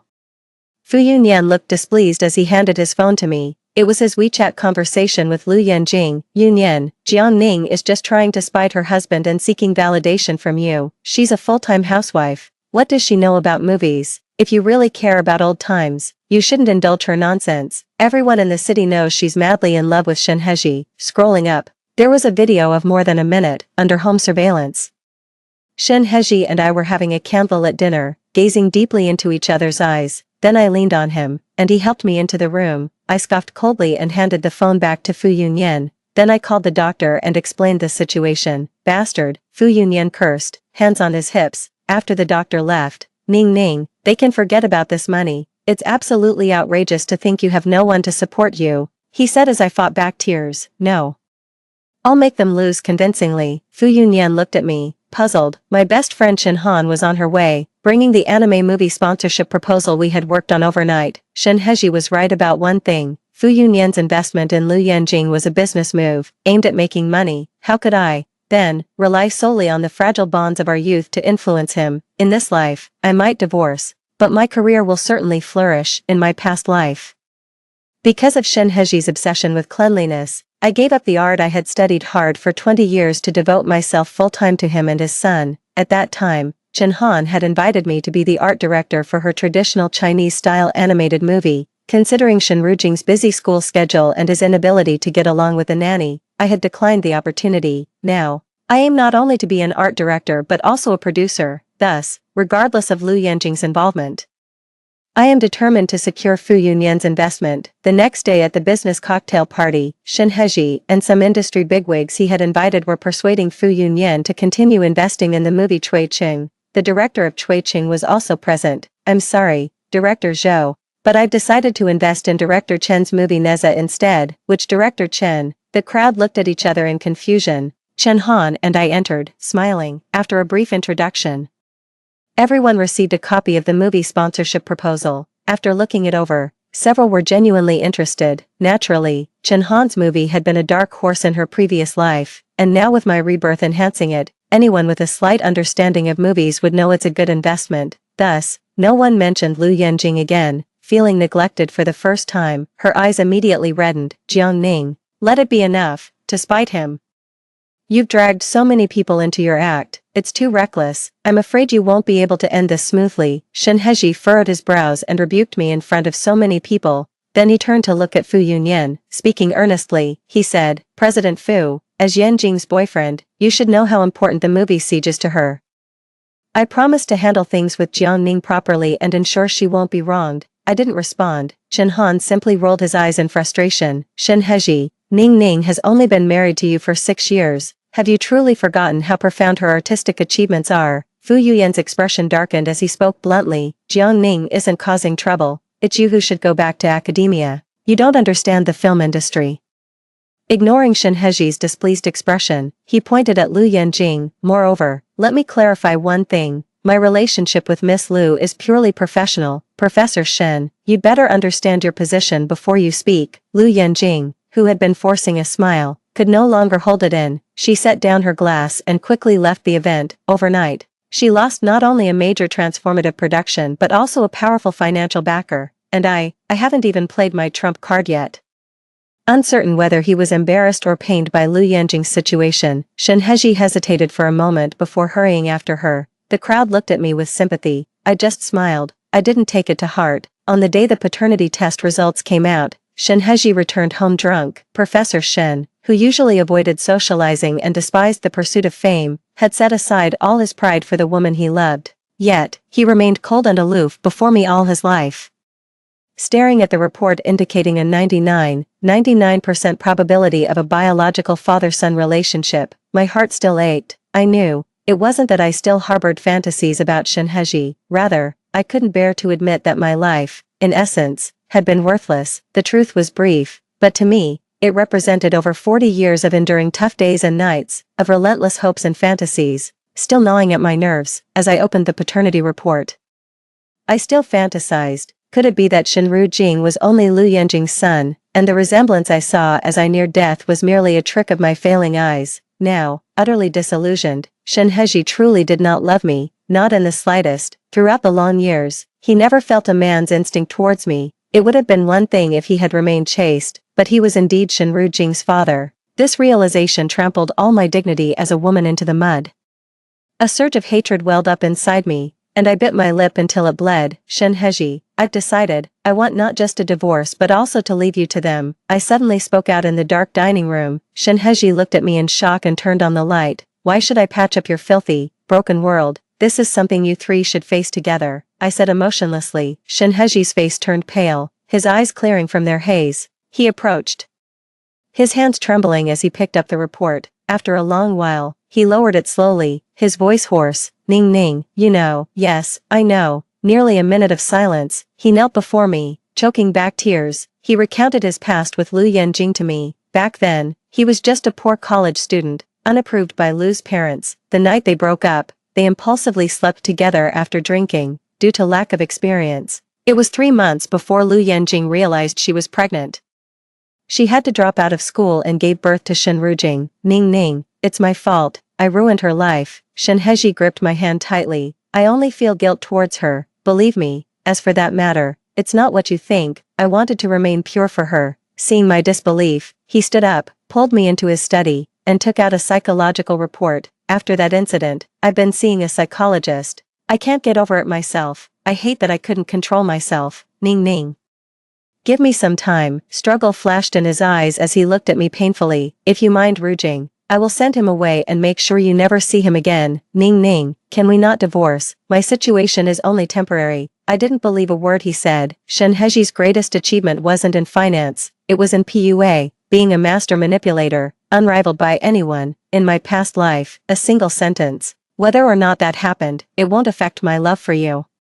Had me willingly widow myself for him for a lifetime. Now, another line. I only feel guilt towards her. I want to make it work with you, trying to elicit my sympathy again, as if such good fortune existed. I coldly withdrew my hand. Professor Shen, I'm giving you 3 days to finalize our divorce, otherwise, I will immediately release this paternity test report. During those 3 days, I threw myself into work, cutting off all external information. Chen Han told me that Shin Heji spent every day outside my studio, even squatting in the parking lot just to see me. On the last day, he brought Shin Rujing to plead with me. Rujing called out for Mom, his voice hoarse from crying. My heart was as hard as stone, unmoved. Chen Han was moved to tears and locked herself in her office to cry bitterly. For 6 years, I treated Shin Rujing like a precious jewel. He even recognized her as his godmother. She couldn't bear to be apart from her godson. Yet I, his real mother, was able to harden my heart. Now, I know you really want to divorce and start a new career. I took a sip of the cold coffee, bitter to the core. Chen Han doesn't understand. When I'm old, frail, and ill, placing all my hopes on him, his cold words would then say, Dad and Aunt Lu are at this age, wanting to spend their last moments with the one they love. Let them settle this regret. After all, they lost a lifetime because of you. No one knew how desperate and chilled I was at that time. Everyone in the world could misunderstand me, even curse me, and I wouldn't blame them. But Shin Rujing, I cannot forgive. It was him who made me end up truly alone in the final chapter of my life, living as a complete and utter pitiful soul. When the time came, I duly arrived at the Civil Affairs Bureau. Shin Heji looked much paler and thinner, his lips covered in white dead skin. Dark circles under his eyes like someone who had been ill for a long time. He looked as if a gust of wind could knock him over. Jiang Ning, do we really have to end up like this? He asked. I pursed my lips and looked into the distance. He seemed to want to say more, but finally he just said, It's right for you to cut your losses. I'm really not sure about my illness. I shouldn't hold you back. The staff member asked him. Have you made up your mind? A flash of reluctance crossed his eyes. Then he silently nodded. The stamp fell, permanently ending the twisted fate between us. Whether he truly didn't want to divorce or was afraid I'd reveal Shin Rujing's origins, I no longer wanted to pursue it. Leaving the Civil Affairs Bureau, Fu Yuxing's sports car was parked across the street. Before parting, Shin Heji spoke his final words to me. He said, Lu Yanjing was just a youthful impulse, a thing of the past. From now on, he would take good care of Shin Rujing and have no further involvement with her. His sincere and firm demeanor seemed entirely different from the 80-year-old Shin Heji. 6 months later, the film was released and achieved great success. At the celebration party, Fu Yuxing hugged me excitedly and spun me around a few times. Ning Ning, welcome back. this is the real you. I knew you would succeed. I screamed, dizzy and overwhelmed, pounding on him, put me down. Haven't you made a fortune too? Shin Han teased him, suggesting that with a successful investment, he should perhaps return to Australia, as a hefty dividend was inevitable. During those 6 months, as long as I worked late in the studio, he was there with me, even moving his office over. The staff joked about never seeing such a dedicated investor. They even whispered that the Fu family might be bankrupt, relying on this investment for a comeback. When he heard this, he'd laugh and reply, I can't face my parents until I've won my wife over. Yet, in those 6 months in the glitzy entertainment industry, he was completely scandal-free. Eventually, everyone realized his target had always been me. From being indifferent at first, I moved to disbelief. I hadn't expected that a small love letter from our youth would turn into his fervent pursuit so many years later. When Shin Han privately asked if I would accept him, I subconsciously countered, does someone really love me? She paused, laughed, and tapped my forehead. My big producer, you're now worth billions. Are you kidding me? Then it dawned on me, oh, here I am at 27, still harboring dreams and pursuits of love, full of vigor, believing in the echo of constant thoughts, not like in my past life, where after over 40 years in a loveless desert, I believed I wasn't good enough to be loved, aimlessly toiling away my life. An elderly lady ended up with nothing, so I told Fu Yunian that it might take a long time for me to believe that he loves me. He said it was okay, he would wait. One day, Shin Han rushed into my office with a wedding invitation in hand. It's strange, Shen Heji is actually going to marry Lu Yanjing. This is so unlike his previous behavior, he said, something's off. He hasn't stopped trying to win you back these past few months. Why would he do something that's like digging his own grave? I glanced at the wedding invitation and was drawn to the handwritten signature of the groom. I abruptly stood up. A ridiculous thought crossed my mind. Shen Heji had also been reborn, only I knew that the way these 3 characters were written was his new signature, designed specially for him after his 50th birthday, which he used until he was 80. On the day of the wedding, I secretly went to the banquet wearing a mask. Soon after Lu Yanjing was announced as the new female lead in the movie, prompting the city, she issued a statement retiring from the industry. It was a high-profile move, and her fans proudly claimed that she was going back to take over her family's business, as she no longer cared for the entertainment industry. Regardless, it was a graceful exit. The Lu family's business had been declining, and it wasn't long before Lu Yanjing was busy attending matchmaking events. Though the candidates her father introduced were of questionable quality, which greatly dissatisfied her, the media often captured her leaving these meetings with a frown and in a huff, so before long, she went back to Shen Heji. Now, Shen Heji, as a renowned university professor with impressive academic achievements, was highly sought after following his divorce. For some reason, however, the two of them made no progress. When asked about his romantic life, Shen Heji always openly stated he had no intention of remarrying. During the toast at the wedding, I saw Shen Heji instinctively reach for his cane as he turned around, and I knew I was right. Some habits, etched deep in the bones, don't change overnight. Our eyes met. We recognized each other instantly. Outside the hotel in the parking lot, he stopped me. Regardless, Jiang Ning, thank you for letting things go, he said. His eyes were indifferent, emotionless. Certainly not the Shen Heji who had been unable to let go at the time of their divorce. I responded with a light smile. No need, it was about time. He nodded, somewhat emotionally. Seeing your achievements today makes me happy for you. Thank you, I said. Then, we fell silent. That was normal. After all, that's how we had spent the past several years. As we were about to part, he suddenly mentioned that he didn't understand why his younger self had rejected Lu Yanjing. Marrying his first love should have been a regret he was eager to rectify. He still keeps your studio, all the things you left at home. Lu Jing told me that he accidentally damaged one of your paintings and got a severe scolding from him. Old Shen Heji looked confused. Jiang Ning, I fell ill when I was 55, and the psychologist said I had forgotten many things. I wonder if it's related to this, I asked in surprise. You were sick, he nodded thoughtfully. Oh. I've been seeing a psychologist without your knowledge, so, did he change his signature not to change his style, but because of his amnesia? Fu Yuyan saw that I hadn't replied for a long time and came looking for me, running into Shen Heji. Professor Shen, congratulations on your marriage. He casually put his arm around my shoulder, his congratulations lacking sincerity. Shen Heji wasn't upset, he nodded and turned to leave. Even as he disappeared from sight, I watched his receding figure. Jealous, Fu Yuyan took my hand and we walked back, sourly remarking, what's so good about that old scholar? He looks like he's aging prematurely. all dull and lifeless. I couldn't help but laugh out loud. He continued seriously, "Don't doubt it. People like him might go bald in their early 40s. Don't be fooled by his refined appearance now. Once he puts on weight, he'll be greasier than anyone." He thumped his robust chest. "Like me. I love to work out, don't dwell on things. I guarantee even at 80 I'll still make your heart flutter." His words made me laugh so hard I almost fell over. A thought crossed my mind. It seems that Shin Heji really did suffer from dementia in his old age. A year later, I also went with Fu Yuyan to Australia to meet his parents. "You're really heartless, cutting off contact just like that. Even though you're married, we're still your family." Auntie Fu hugged me and wept. Once back at home, with his family's support, Fu Yuyan no longer maintained the humble demeanor he had when pursuing me in China. That's right, this time returning to China, she was smart enough to contact me first to vent her anger. Otherwise, I definitely wouldn't have bothered with her.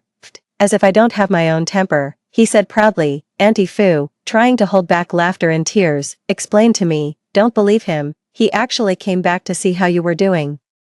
"And what if I was doing well?" I asked. Fu Yuyan's expression darkened. He gritted his teeth. "Knowing that you avoid me like a plague, if you were doing well, I definitely wouldn't appear before you and bother you." I watched him quietly until my eyes were red, unable to hold back any longer. He came over in a fluster trying to console me. "It's my fault, I shouldn't have said that, I deserve to be punished." With a cry, I threw myself into his arms, sobbing heavily. In my past life, he must have come to see me too, seeing how I loved Shin Heji madly, devoted myself entirely to family and our son, and gave up my own painting and future prospects willingly. So, he silently returned to Australia, cooperating with me, not disturbing me. After confirming my relationship with Fu Yuyan, I returned to the country. Chen Han was planning a new movie, and I needed to go back to help her with the preparatory work. After the meeting, we had a moment to relax and drank a cup of coffee.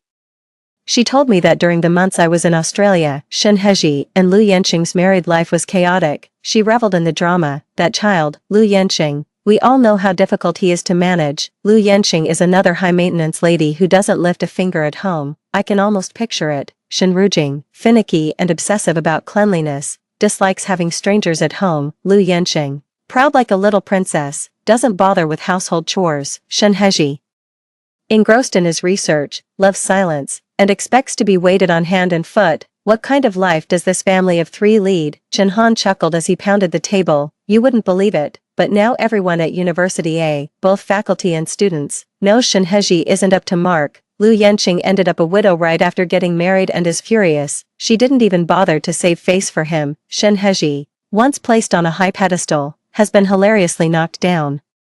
I just smiled faintly at this. Chen Han also mentioned that during their arguments, Shin Heji would sigh, saying that Lu Yanqing couldn't compare to me. Unconvinced, Lu Yanqing methodically listed my dozens of virtues, leaving Lu Yanqing so angry she didn't return home for half a month. Now everyone is guessing when these two will finally divorce. Meanwhile, a certain man, overwhelmed with official duties abroad, overjoyed to hear about Shin Heji's inadequacies, hurriedly called me to confirm the news. I simply ignored him. After the movie wrapped up, Lu Yanqing found me, her former glory gone. She slumped down and threw a divorce certificate at me. Jiang Ning, did you do this on purpose, raising those two to be so critical? Were you trying to get back at me? I stirred my coffee gently. I've taken such good care of your son, and this is your attitude. She was taken aback. You're so dedicated, why not just live well with them?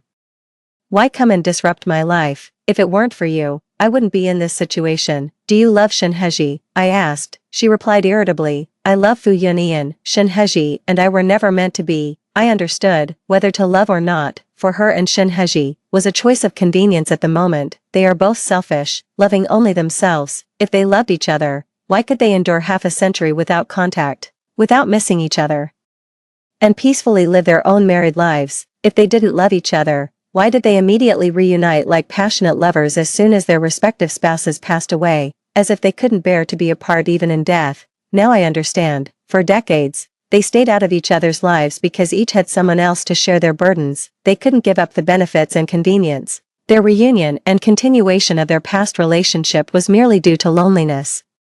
Lacking companionship, in the absence of better options, they were the best choice for each other. For the elderly Shin Heji, being reborn allowed him to marry his first love in his youth, but in the end, it's me, the wife he betrayed, whom he can't seem to forget. Shin Heji fell ill, insisting I visit him. Jiang Ning, I'm on my way out. He struggled to open his eyes and reached out to me tremblingly. I sat by his bed, quietly watching him. I remember.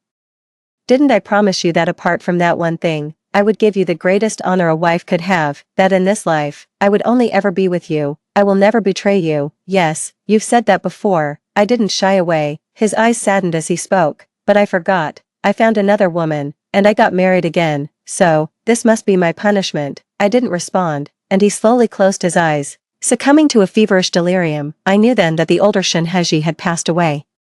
He couldn't merge with his younger self. He had a successful life, both in family and career, yet he always dwelled on the first love he had hurt, Lu Yanjing. He had the chance to go back to his youth and rectify his regrets, but he discovered that the so-called perfect mending was uglier and more unbearable than the regret itself. He couldn't accept this reality, or perhaps he was too ashamed to face me again. For all these reasons, I no longer cared. When Shinheji awoke again, he looked at me intently like a lost child, his eyes rimming red. It seemed he realized that he had returned. He suddenly grabbed my hand, urgently saying, "Ningning, I'm not him, I love you. I never thought of betraying you." He spoke incoherently. "You were too good to that old man, you pampered him too much. He never experienced the pain of losing you. I'm not him, I love you. After everything, I clearly know that I love you. Give me a chance, I will change."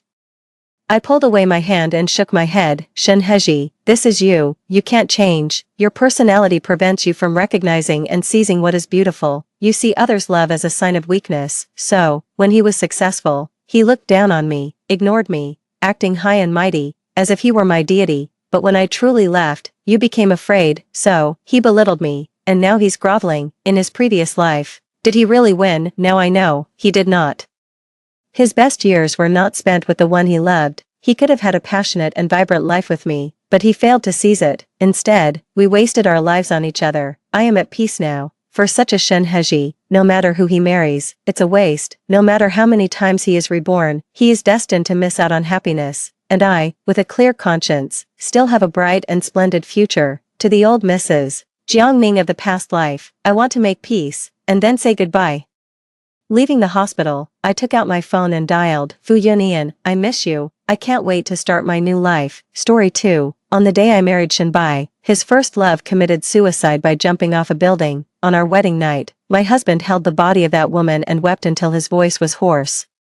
He said, "Ying, if it weren't for your relentless pressure, how could she have died?" Afterward, on every anniversary of our marriage, he would dress in a black suit and visit her grave. "He killed my cat and forced me to have an abortion." He said, "Furong is dead. How can you smile so happily? You must live the rest of your life in repentance." When I opened my eyes again, I was back in my college days, before Furong had died, and before I had married him. There was still time. This time, I would let him and Furong be together, inseparably locked forever. In May, the air, no longer mild with spring, carried a hint of scorching heat. The sun shone brilliantly. I watched Shinbai running around the basketball court, sweating profusely. It was only after the game ended that I realized I had been reborn, back in my college days. Next would be the classic scene where Furong brings Shinbai water, but this time, I smashed her water bottle. My thoughts echoed slowly in my mind.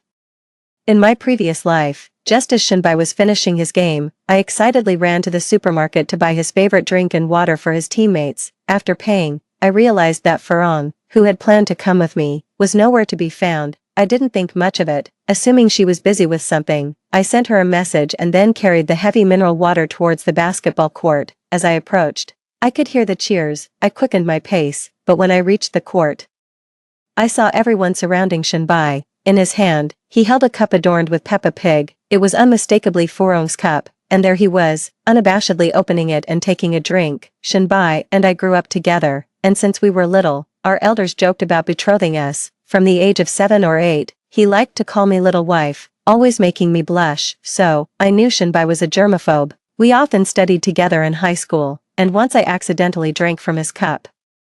Although he didn't say anything, his normally calm brow was deeply furrowed. Later, I saw the cup I drank from discarded in the trash. Since then, I knew he had a strong aversion to germs, just like his mother. Seeing Shinbai drink from Furong's cup made me realize they had been hiding a deeper connection from me. Had they exchanged bodily fluids? Was that why he no longer physically recoiled from her? In an instant, I felt nauseated. Meanwhile, I also remembered, I'm not sure when it started, but Shinbai always includes a mango-flavored milk tea whenever he buys some for me. I'm allergic to mangoes, and Mu Furong likes mango flavor. Whenever he gives me a gift, Mu Furong inevitably receives the same. In a past life, I raised the issue, but he just smiled and said, "Ying, she's your best friend and she's not well treated at home. If we don't treat her well, who will?" It seemed reasonable. In my past life, my thinking was simple, never questioning deeper motives. Even before this basketball game, it never crossed my mind that Shinbai might like Mu Furong. After all, he had promised me early on that he would marry no one but me. Too, in kindergarten, he always saved his share of candies for me. In elementary school, if other kids pulled my hair, he would pull me behind him and fight them, 1-5, covered in bruises. He would say that he was a man and it was his duty to protect me. During our middle school years, amidst the throes of young love, while other students avoided relationships, fearing a bad reputation for puppy love, he would buy me soda, catch cicadas for me, and pick flowers. He once told me privately, "Ying, we are meant to be together, so it's okay for us to be closer than others at this time." I laughed, feeling a bashful flutter in my heart, my smile sweet and tender. In high school, amidst the rigors of academia, we became the brightest spots in each other's lives. To be with him, I gave up my strengths and chose science, pushing myself to the limit with endless studying. My efforts paid off, and we ended up at the same university. From then on, we were inseparable, the envy of others. So, in a past life, when I discovered his secret dealings with Mu Furong, I couldn't hold back. I rushed forward and smashed Mu Furong's water cup to the ground. He froze for a moment, probably feeling that I had embarrassed him in front of everyone. He shoved me hard. By a twist of fate, I stumbled backwards, tripped over a rock and fell, sprawling ungainly on the ground. It was quite undignified. The surrounding students mocked me loudly. He acted as if he hadn't seen me fall, bending down to pick up the pink water cup. I landed hard on the concrete, the pain bringing tears to my eyes. Struggling to get up, I noticed blood on my palm from scraping it on the ground. Beside me, Mu Furong, seeing me rise, quickly started with a plaintive tone, "Ying, don't be mad. I just saw that big brother Shen was sweating a lot under the sun, and I was worried he might get dehydrated." Her voice trailed off as she looked down, twisting her fingers. Tears streaked down her pale face, truly a sight that evoked pity. As she spoke, she reached out to pull me in. I shrugged off her hand, and she hurriedly retreated to Shinbai's side. "Big brother Shen, it's all my fault. I shouldn't have offered you my water bottle. I saw you sweating a lot. I'm sorry." She continued to apologize. "Please don't be angry with Sister Ying. It's all my fault. I didn't think it through." Shinbai remained cold-faced, relentlessly insisting that I apologize to Mu Furong, accusing me of being unreasonable. He even questioned me. "What's wrong with taking a sip from someone else's water bottle? Do you want me to die of thirst?" "Ying, I really didn't know you were so petty. Furong is your friend. Your best friend. Can't you be more accommodating? When we get married in the future, will you be intolerant even of a female mosquito near me?" His buddies laughed exaggeratedly at this. Someone even joked that my jealousy stemmed from my deep care for Shinbai. "Lucky you, brother Shen." Everyone was teasing and making a fuss. That day, I turned and walked away, crying all afternoon. Later, he came to coax me, his eyes reddening as he saw the injury on my hand. "Ying, I'm sorry, I had just come off the basketball court and was really thirsty." When I saw her offering the water, I couldn't help myself. "I didn't realize how much it mattered to you. It's all my fault. But Furong is your best friend. You guys share a dorm room. I only see her as a little sister, nothing more. I was worried you might accidentally trigger her condition. I got a bit anxious and pushed you. Please don't be mad." That evening, he took me out for dinner and bought me gifts, looking at me with eyes as tender as one would look at a beloved dog. "Yes. Mu Furong has depression. She said she felt suffocated at home, that whatever she did was wrong. She comes from a family that greatly favors males over females, where her brother is treated like a king.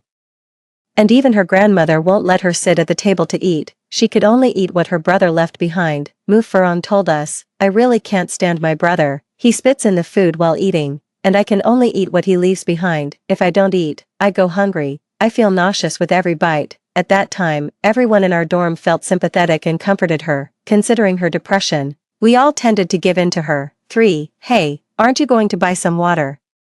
Mu Furong's voice brought me back to the present. In a past life, she used the excuse of me going to buy water to hurriedly bring water to Shinbai, blatantly challenging me. I glanced at the Peppa Pig water bottle she hugged in her arms and said with a smile, "Why buy water when you've already brought some?" It must have been my meaningful smile that, for a moment, left her somewhat flustered. I stood up and ran towards the school's convenience store. Perhaps Mufurong thought I was going to buy water. Yes, I did go to buy water, but I only bought one bottle. Twisting off the cap, I gulped down several mouthfuls. Under the blazing sun, I felt like I was turning into dried salted fish, and I didn't even like basketball. Well, apart from the earth, I'm not really into any other ball games. I took out my phone and called my mom. After exchanging a few pleasantries, I got to the main topic. Mom, let me tell you a secret. Shinbai is dating someone now. Ha ha ha, I said cheerfully over the phone. On the other end, my mom was clearly taken aback. After a pause, she asked me, Ying, what's going on? Aren't you and Shinbai in a relationship? Mom, how could you misunderstand? I hurriedly explained. Shinbai and I just grew up together. If you must blame someone, blame yourselves for always teasing us since we were kids. But really, all there is between him and me is that we grew up together. Perhaps a bit closer than others. Mom, think about it. We grew up peeing and playing in the mud together. How could we possibly date? I deliberately laughed lightheartedly and added, let me tell you, the aloof, handsome guy at our school is really good looking. I'll try my best to win him over. Oh, but let's not talk about me. Let's talk about Shinbai. My mom was clearly confused, and after a long while, she finally said, all right, let's talk about Shinbai. What's going on with him? Is he really dating someone? Yes, he is even sharing a water cup with a girl, but that's not the point. The main thing is, he managed to get a girlfriend and didn't even treat us to a meal. Can you believe that? My mom, speaking earnestly, said, that's too much. Then, she asked about the aloof, handsome guy at school. I told her I was working on it. After chatting for over 10 minutes, just as I was about to hang up, my mom suddenly asked me, Ying, give me a straight answer.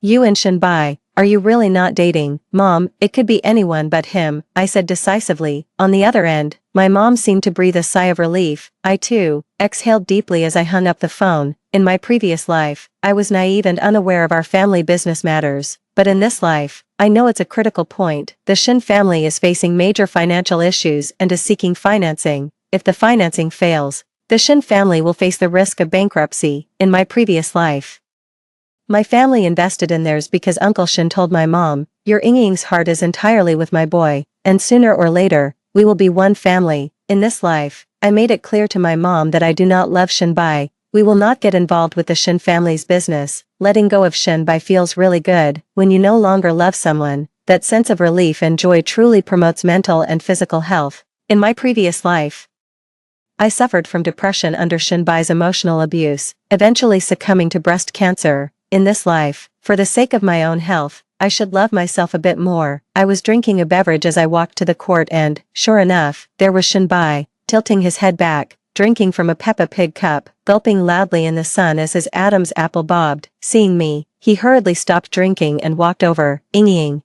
where have you been? He asked with a smile. By the way, did you buy water for our teammates? I shrugged and smiled. Not yet, the supermarket is just over there, only a few steps away. While talking, my gaze fell on the water cup in his hand. He seemed to notice something and hastily handed the cup to Mufurong. Mufurong took the cup, a barely noticeable look of disappointment in her eyes. Then she spoke softly, Ying, I think Shinbai was just too thirsty, so I let him use my cup for a bit. Don't get the wrong idea. I pretended to be confused. What wrong idea? Oh, I asked with a grin. Furong, you wouldn't happen to like Shinbai, do you? Mufurong's face turned pale, and she fidgeted with the hem of her shirt. A flash of panic also crossed Shinbai's eyes. I covered my mouth, chuckling. What's this? College is a paradise for romance. Furong, if you like Shinbai, just admit it. Are you afraid of treating us to a meal to make it official? Shinbai suddenly snapped. Enough. Ying, there's a limit to joking, I sneered. Thinking to myself about their deceit, Shinbai and his team won the game, and they had a barbecue dinner that night. He invited me, but I didn't go. Mufurong went. She came back late, her face flushed from drinking, incessantly talking about Shinbai. I pretended not to hear. Before I knew it, it was the beginning of the month, and it was just me and Mufurong in the dorm. She suddenly asked me, Ying, hasn't your mom sent you your living allowance for this month yet? I nodded and hummed an affirmation, ready to continue studying my vocabulary. Mufurong said, then, can you give me my living allowance? I almost burst out laughing and teased her. Furong, you should be asking your mom for living expenses. Why come to me? In our previous life, Mufurong would often cry miserably in our dorm, complaining that her mother favored boys over girls and wouldn't give her living expenses. She also mentioned that she was an adult attending university and should be self-sufficient, suggesting she should get a part-time job. Being a child who grew up spoiled, how could I understand these struggles? Out of righteous indignation, I would take $3,000 out of my monthly allowance of over $10,000 to support her. Unexpectedly, my support led her to feel entitled to ask me for money. I had already thought of a countermeasure and smiled. Classmate Moo, that's not right. Initially, I helped you because I could afford it, and because we shared a dormitory. Supporting you was out of friendship, not supporting you is my right. After all, my family isn't running a charity. Now, I've fallen for a guy. I pretended to be infatuated, holding my cheeks in my hands and looking sorrowfully dreamy at a 45-degree angle. I want to save some money to buy him a gift and then confess my feelings, I said. Mufarong was planning to act pitiful and ask for support, but after hearing what I said, she was utterly shocked, her mouth wide open enough to fit an ostrich egg. It took her a long while to stutter. Ying, aren't you and Shinbai a couple? How can you confess to someone else? I laughed. It turned out she knew that Shinbai and I were supposedly in a relationship. I deliberately said, Classmate Moo. You must be mistaken. Shinbai and I just grew up together, and it was our elders who joked about us being a couple. How does that make us a couple? If anything, blame Shinbai for having no sense of boundaries, which caused no boys to pursue me in university. I think I should keep some distance from him in the future. Look, I didn't even go out to dinner with him after he won his last match. With that, I threw my arms open dramatically and exclaimed, Sweet love, here I come. Initially, Mufarong looked upset, but then she burst into laughter, seemingly overjoyed. She probably thought that without me in the picture, Shinbai was all hers, and she could marry into a wealthy family. That afternoon, Shinbai called me to meet at the school's cafe. I went, ready to clear things up. After sitting down at the cafe, he got straight to the point and asked me, Ying, what are you trying to do? What? I feigned ignorance and asked, Shinbai, just say what you need to say.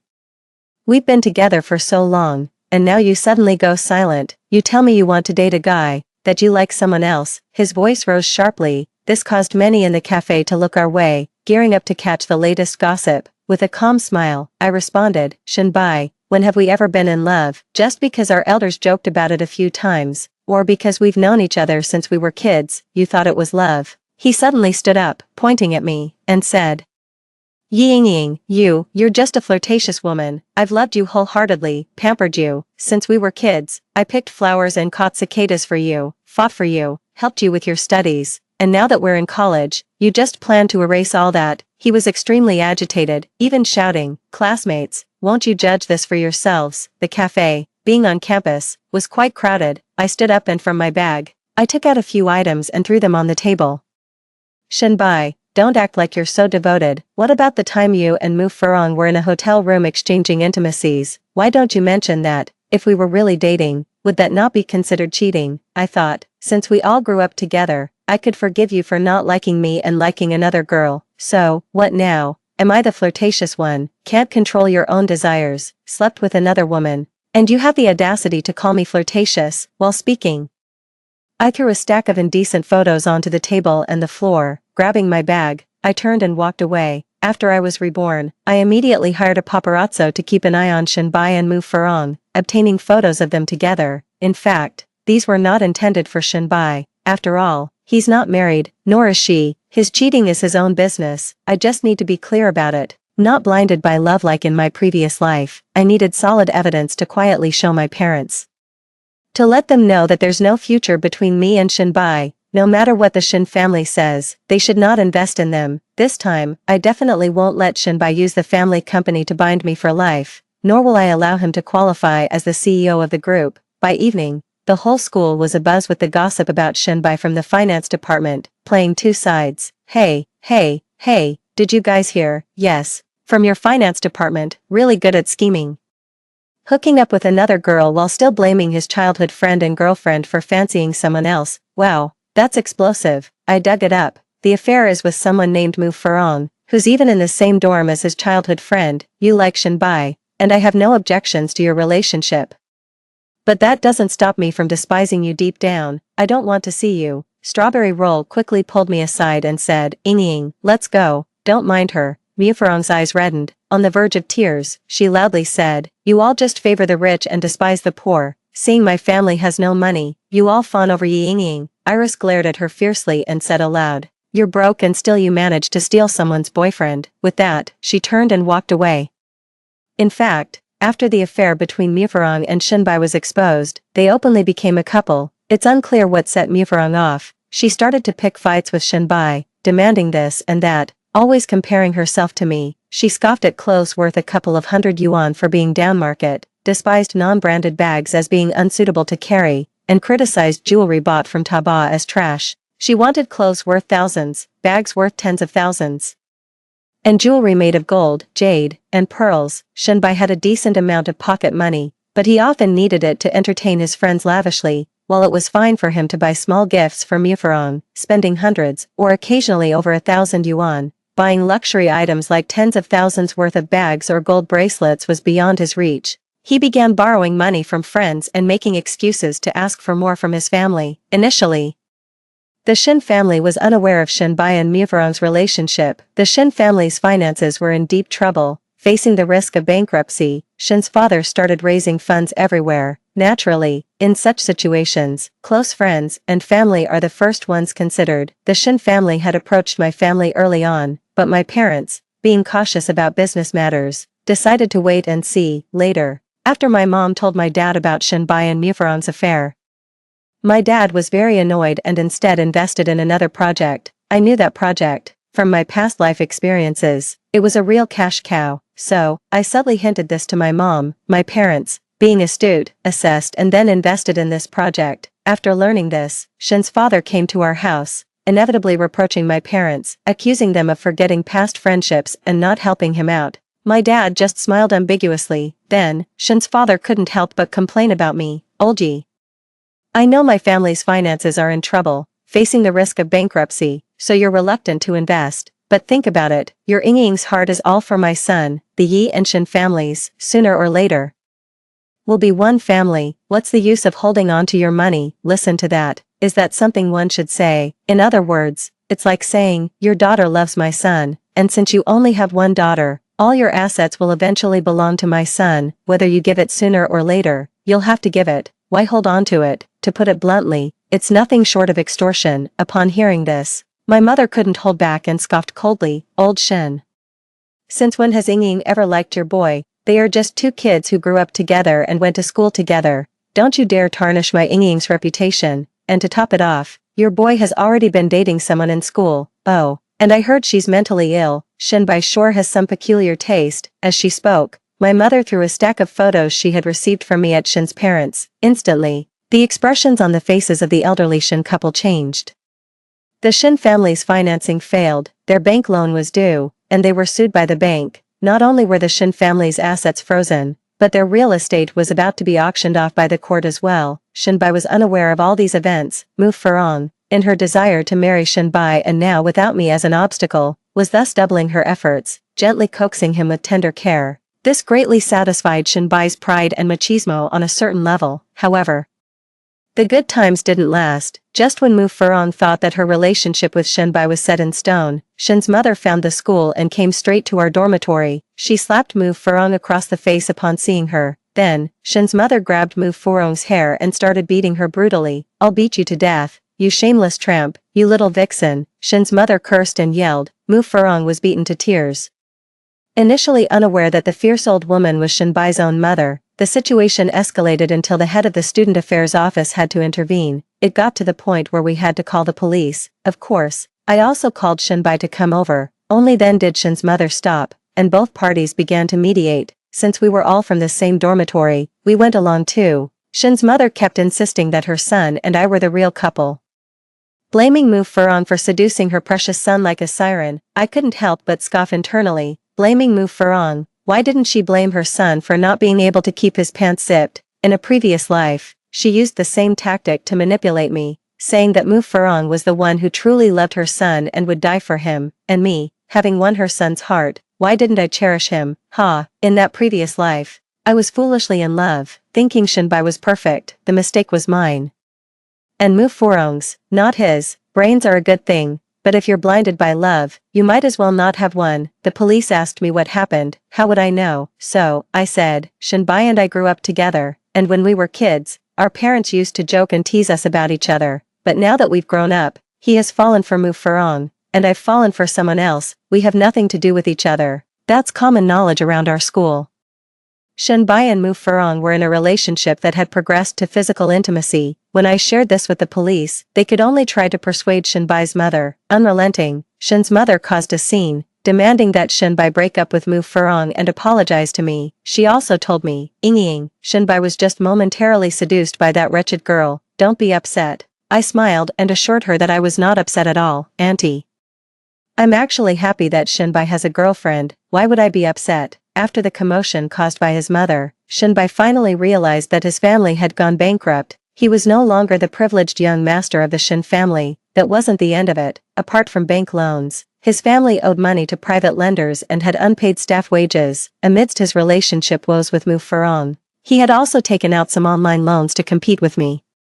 He had thought that a mere amount over 100,000 yuan would be easy to handle by causing a stir at home, expecting his normally indulgent mother to bail him out instantly, but now, he was stunned. Like his father, he turned his hopes towards my family, pursuing me with all his might, candles at the dorm door, daily breakfast deliveries, sending flowers. If it had been anyone else, there would have been fans cheering them on, shouting, "Get together." However, at the girls' dorm, just mentioning Shinbai made everyone take a detour. And it wasn't for no reason. His and Mu Furong's indecent photos had hung on the school's public wall for a long time. Just when that scandal had died down, his mother stormed into the school, causing such a scene in the female dormitory that she had to be reported to the police. This gave the school's gossip mongers plenty to talk about. At this point, I, the person involved, wasn't even sure how far the gossip had spread. In any case, I was known as the pitiful one who had been wronged. This morning, Shinbai came again, unable to tolerate it anymore. I threw the rose he handed me onto the ground and exclaimed, "Shinbai, can't you have some shame? You like Mu Furong, why can't you just be with her properly? Mu Furong is making a scene every day, claiming we bully and humiliate her, even threatening to commit suicide in a red dress and haunt us as a ghost. We're almost driven mad by her antics, and you're shameless. I have my dignity, and I want to pursue other guys. Your behavior is essentially harassment, you know. If you keep this up, I'm calling the police." Shinbai stared at me, his expression complex. I didn't bother with him further and hurried off to class with my roommates. These past few days, it wasn't just Shinbai causing trouble, Mu Furong was too. She said to me, Ying, since you don't like Shinbai, why can't you let us be? We are truly in love, please. Don't compete with me for Shinbai. I really like him, I love him, I can't live without him. She even knelt at the dormitory entrance with a placard. She asked for my forgiveness. I explained to her several times that I really didn't like Shinbai anymore and had broken up with him. However, she went on to cause several scenes with Shinbai, but after Shinbai became aware of his own family circumstances, he felt a chill run down his spine. To him, I was his only shortcut, so he was determined to win me over at all costs, even if it meant exploiting his charm. At this time, he absolutely despised Mu Furong. He believed that Mu Furong had ruined his chances. If it weren't for Mu Furong actively seducing him, how could he have lost control and gotten involved with her? These shameless words came directly from Shinbai himself. Every time he explained the situation with Mu Furong, he claimed she seduced him. He even said that it was normal for a 20-year-old man to have needs. He even told me that it was a sign of his healthy physique. If I hadn't been reborn, I couldn't imagine how my childhood friend, my once close playmate, could become so shameless. As the final exams approached, we were all too busy to focus on anything but our studies. Unexpectedly, right after the exams ended, a strawberry roll, little Iris, and I were leaving the exam hall.